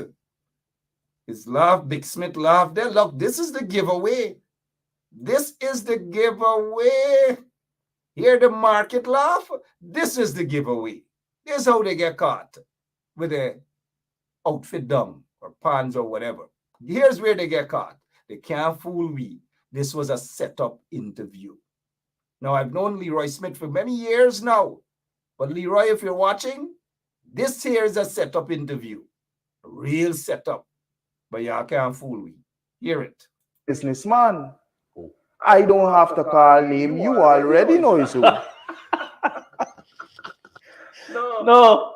I do not go listen. This is supposed to be a serious interview, you know.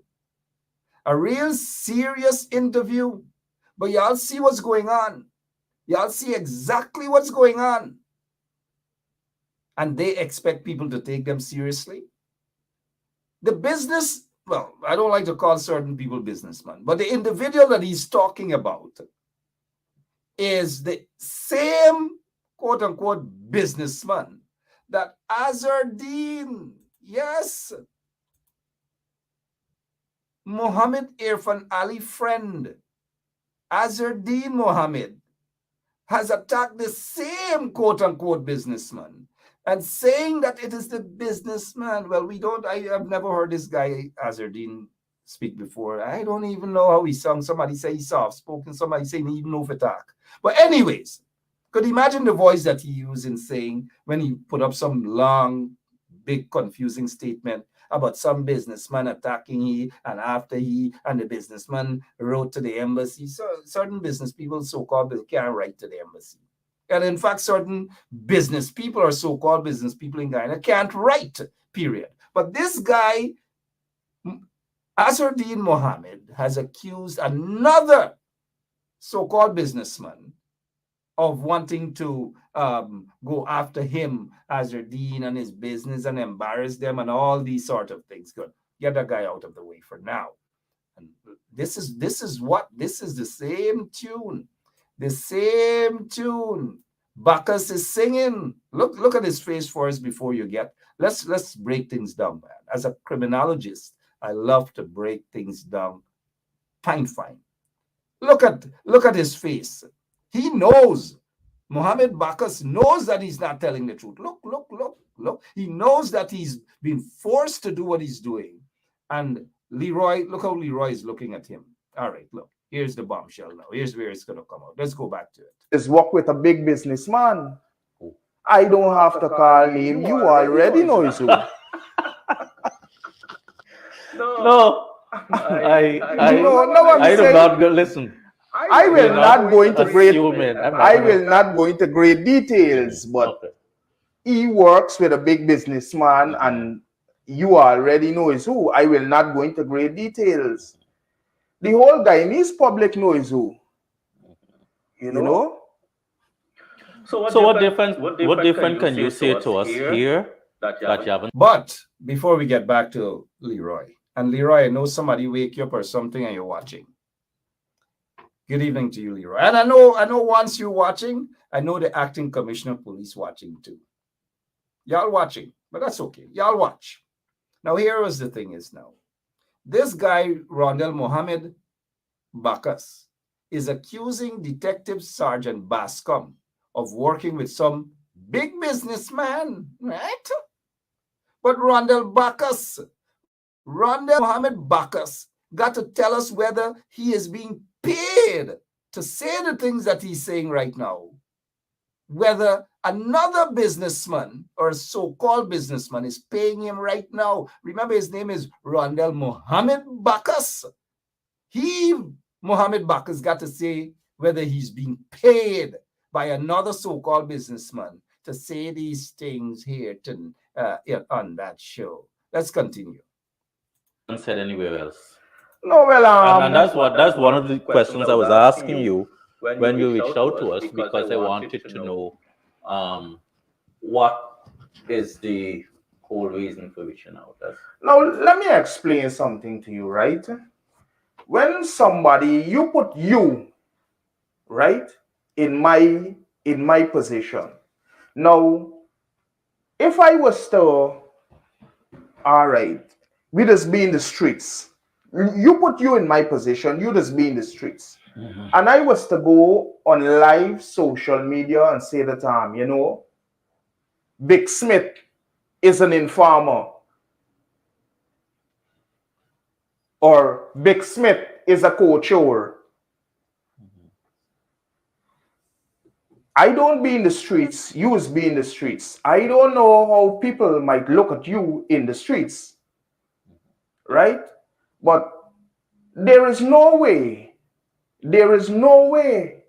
that I could say that Big Smith is an informer when Big Smith got a lot of things to say about me. Mm-hmm. Big Smith know about me. So there is no way, and I'm making it clear, there is no way you could label me as an informer. All right. You said that you have a lot of information or I have a lot things about Mr. Bascom. Yes. You've only spoken about. You guys listening, right? Here's the Here's the other trap question. And I know Leroy Smith is watching. And once Leroy Smith is watching, I know the acting top cop, Mr. Hicken, is also watching. They're watching. They're watching. He wouldn't watch without Big Smith, and Big Smith wouldn't watch without him. They're watching. But hear this little thing questioning now. And I'll discuss it. Let's listen to Rondell Mohammed Bacchus speak.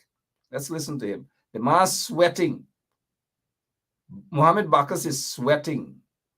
And obviously he is talking under duress. He's afraid. In my opinion, they forced him. They forced him to do it. They threatened him to do it. He's out of his mind right now, my opinion. I don't know if he got 13 pieces or 6 pieces of silver, some crumbs to do what he's doing. I don't know. You guys be the judge of that. But Rondell Mohammed Bacchus, listen to him answer this question here now. The alleged narcotics being removed. We would have, let me make it clear to you, Bascom is not a stranger to my home. Bascom be coming to my home a very long time.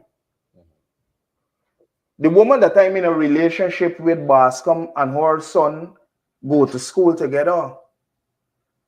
And Bascom would sit down at my breakfast table and confess certain things to me. Like? Bascom would sit down at my breakfast table and confess certain things to me. Like? You guys hear? You hear what's going on? Look at Leroy Smith. Leroy Smith knows exactly what Mohammed Bacchus is going to say. Like. Now here. Let me go. Bascom would sit down at my breakfast table and confess certain things to me. I know what he said that 4 times at least. 4 to 5 times. 4 to 5 times. It means body language and facial expression. He is not serious at all. And Leroy Smith knew what the answer would have been. This cook-up is getting sweeter and sweeter, but the comedy is even better. Listen. Confess to me, and he knows. Look into the camera. Look at this staging thing. When you're talking about that, look into the camera. Look to the camera. So that's what he's doing now. But he's not serious. Rondell Mohammed Bacchus is not serious. But let's listen to him. He knows what he confessed to me. Why don't go to the police? No. Yeah. Hear the trick now. He knows what he confessed to me.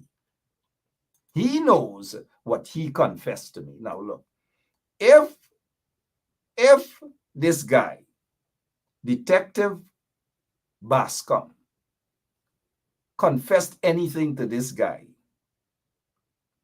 probably gaffing conversation, whatever, but this guy is not telling the truth at all. He's going to say narcotics, but of course a different pronunciation, narcotic, to katakarta, whatever. This comedy is so sweet that I don't even want to get off this evening. But let's continue. We know that he's not telling the truth. We know he's not telling the truth at all. And this Bana Mohammed Bacchus, this guy in get shame.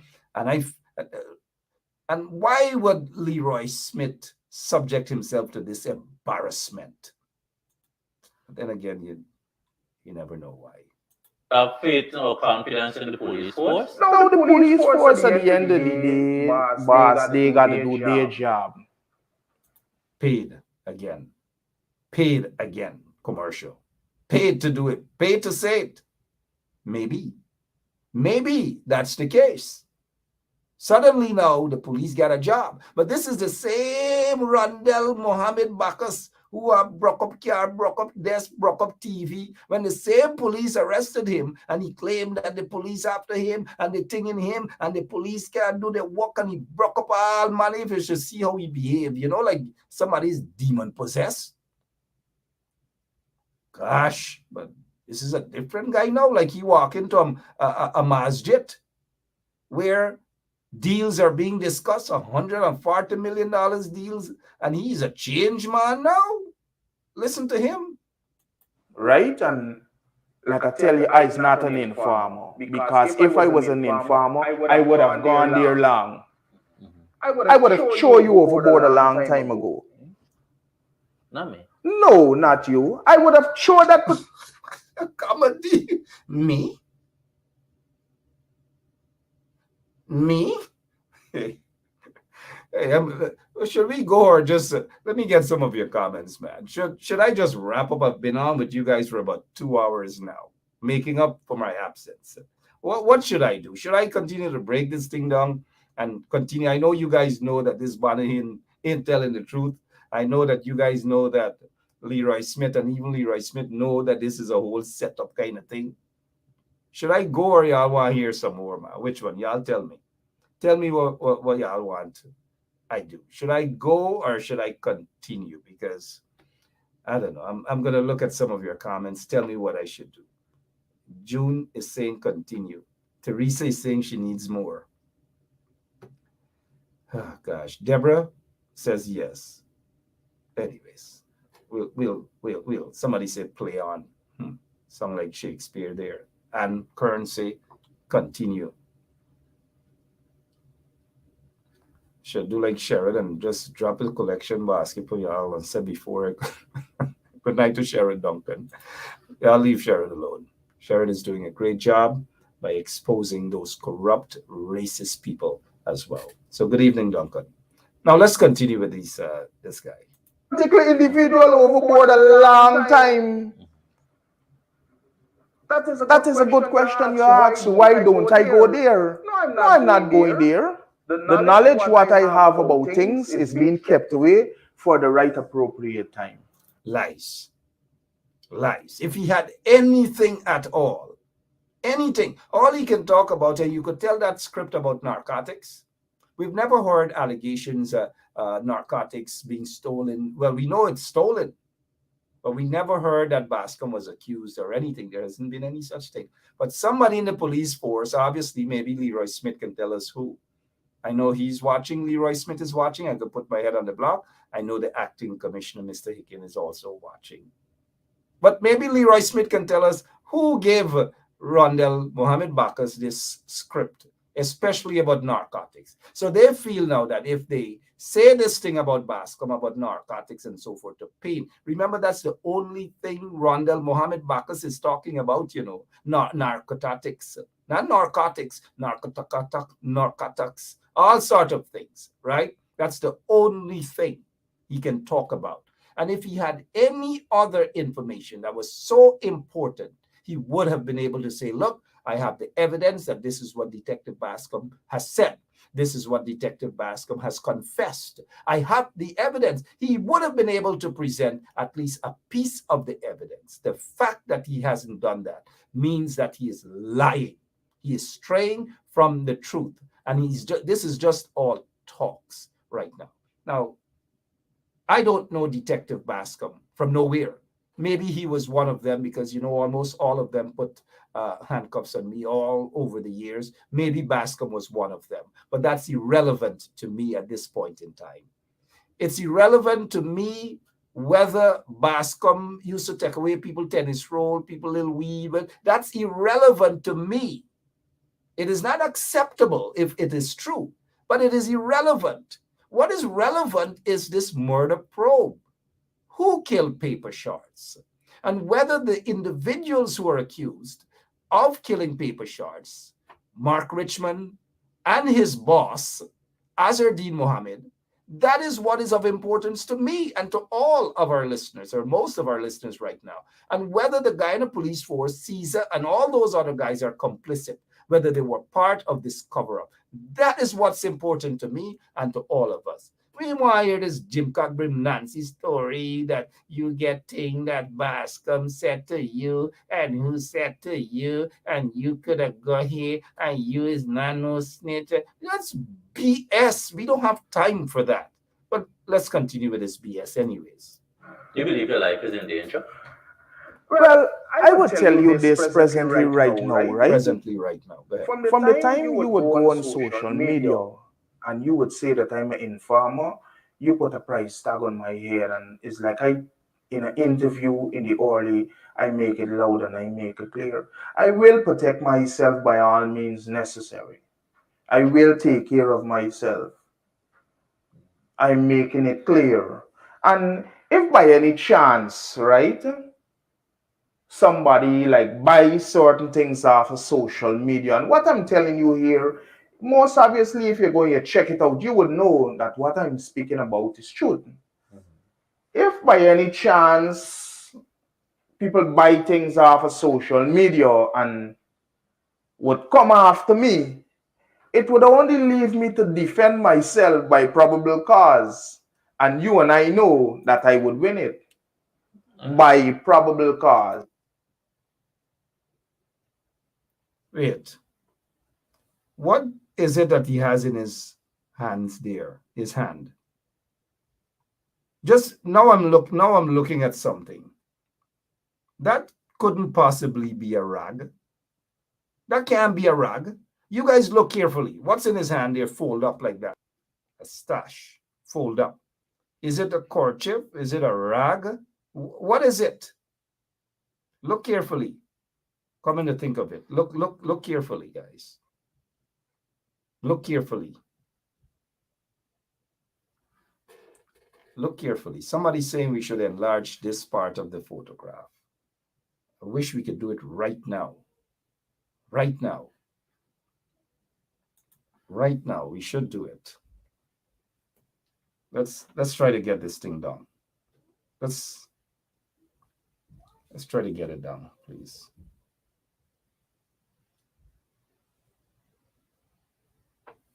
All right, let's see.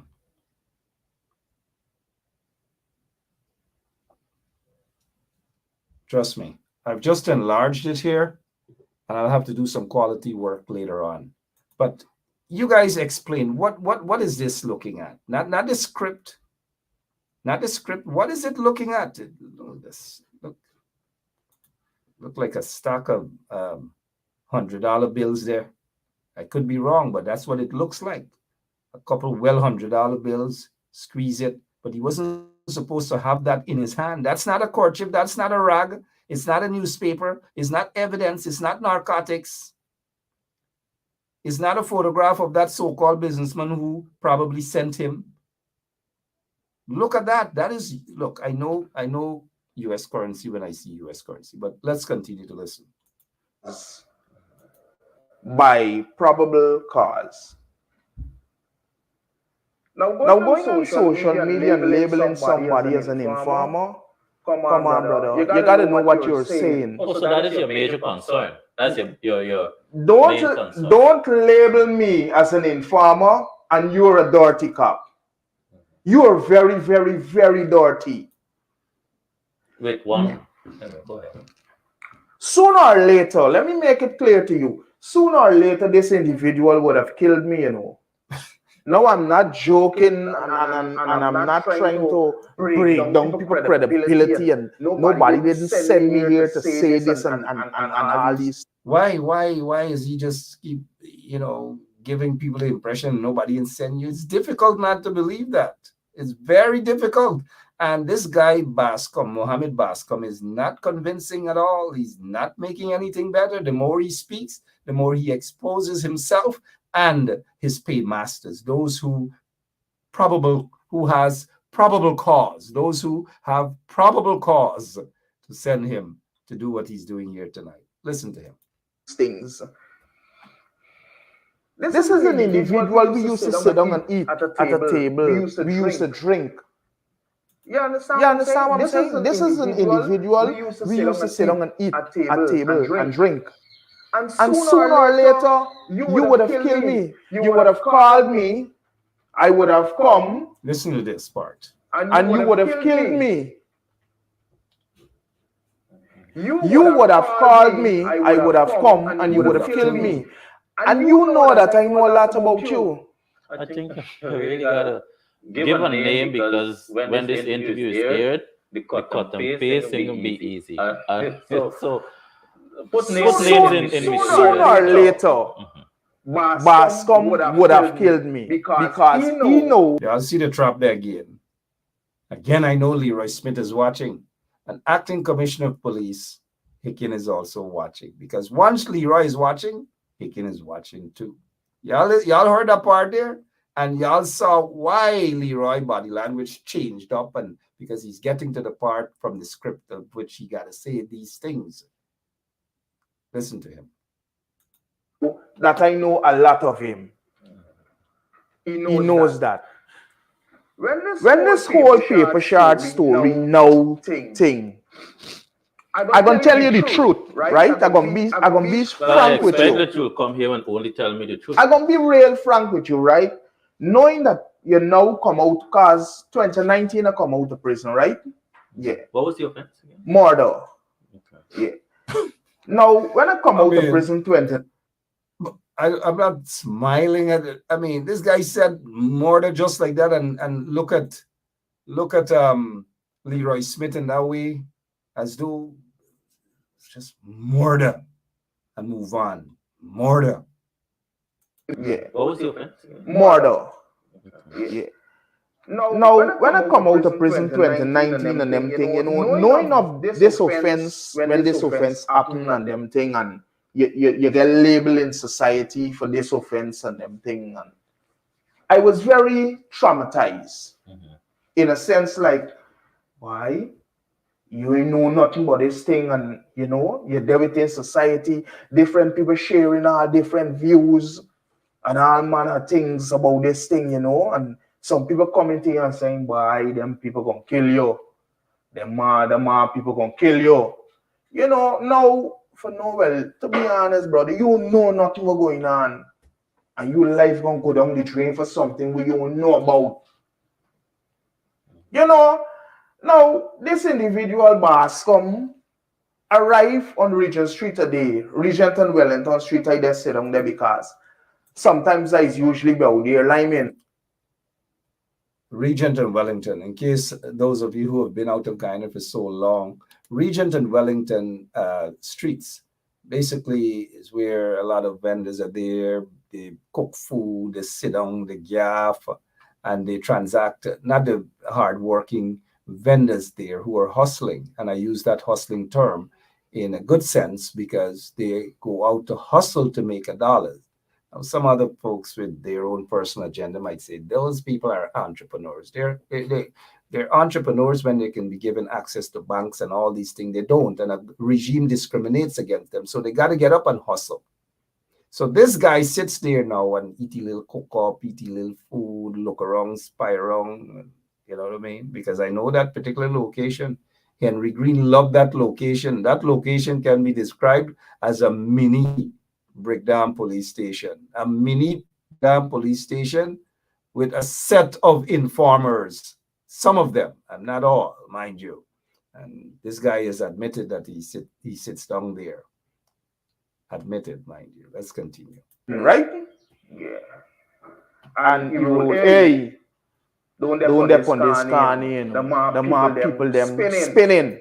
You understand what I'm showing you? And I would jump in the car and he would say, I say, hey, what happened? Give me a drop up Regent, man. Because I got some friends up Regent. And go buy the cooler. You know?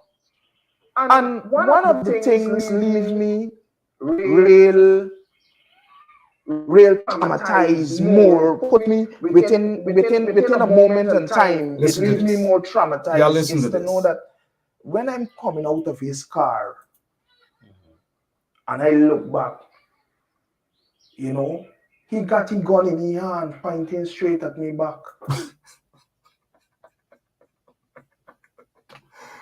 You know, I don't know if we should just end right here because I really have to go. I really have to go.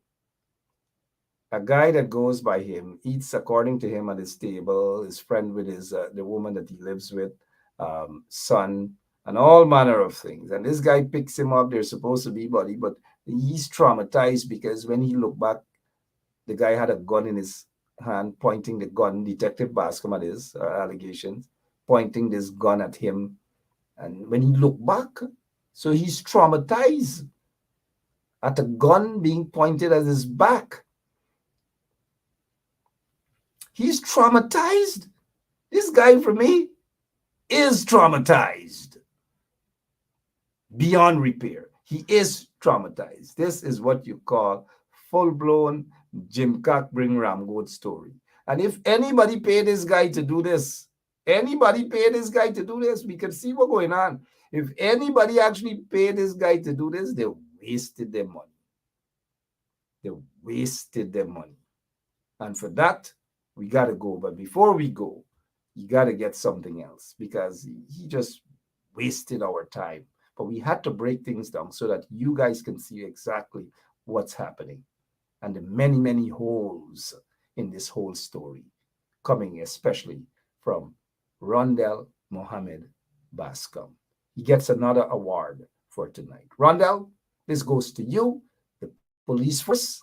It goes to Leroy Smith. Leroy, good evening. It goes to the acting commissioner of police, Hicken, good evening. It goes to Mr. Banham as well. Good evening. Let's go. Yeah, you already know what I want. Let me go. Give me Polari, I want Polari. Yeah. Give me Polari, I want Polari. Yeah. Give me Polari, I want Polari. Yeah. Give me Polari, I want Polari. Wrong Polari, tiny Polari, fat Polari, born Polari, any Polari I eat. Same Polari, gal, you gotta make 'em good, run it up and fry 'em. Gal, you gotta make 'em good, put some sour pan 'em. Gal, you gotta make 'em good, you know I really want 'em. Even if it's for a gal, let me eat 'em. Give me Polari, I want Polari. Yeah. Give me Polari, I want Polari. Yeah. Give me Polari, I want Polari. Yeah. Give me Polari, I want Polari. Right, it's down, definitely this evening.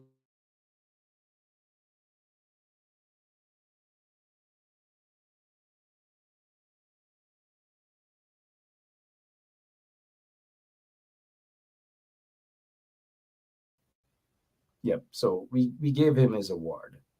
We will continue with more of this. Irfan Ali and his friend. We will talk a little bit about this body shop that those burnt out cars are. It's located in West Rumveld. We will talk a little bit more about that as well. We will do so tomorrow evening. What a country where lands and all these things are being taken away from persons of African descent. We've got to stand up and do more. We cannot sit down and expect things to disappear like that. Look at how they're forcing these people to say, client refused to sign notice. Wake up, people. All of you, wake up. Wake up. Tommy Gibbs, you are correct. I knew that it was going to happen, and it did. And it's happening. More will happen.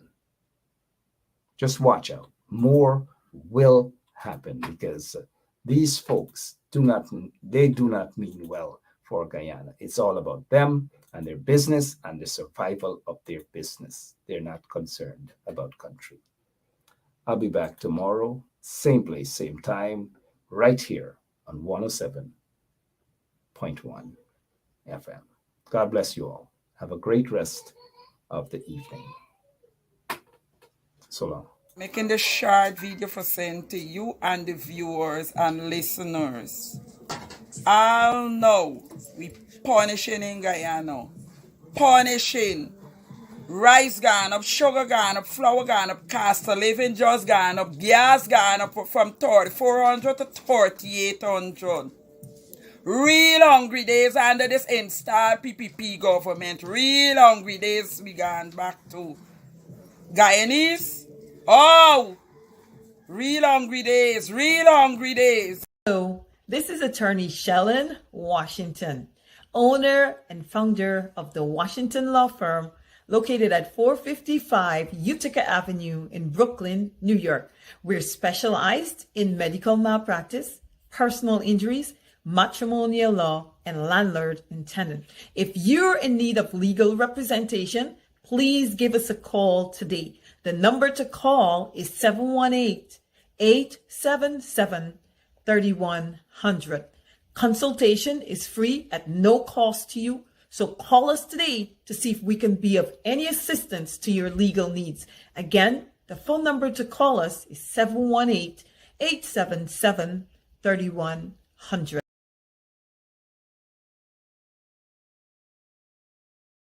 Source. Okay, well, Maybe the Chinese company that did not get the agreement that they wanted here, maybe they're the ones who told you. Or it could be just a fictitious thing. Okay, well, let's talk about specific individuals. What is your relationship with Mr. Su Jerome?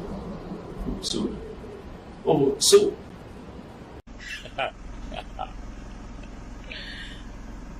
Pressure boss pipe. Pressure boss pipe, boy. Source. Okay, well, Maybe the Chinese company that did not get the agreement that they wanted here, maybe they're the ones who told you. Or it could be just a fictitious thing. Okay, well, let's talk about specific individuals. What is your relationship with Mr. Su Jerome? Su. Oh, Su. Yeah, you already know what I want.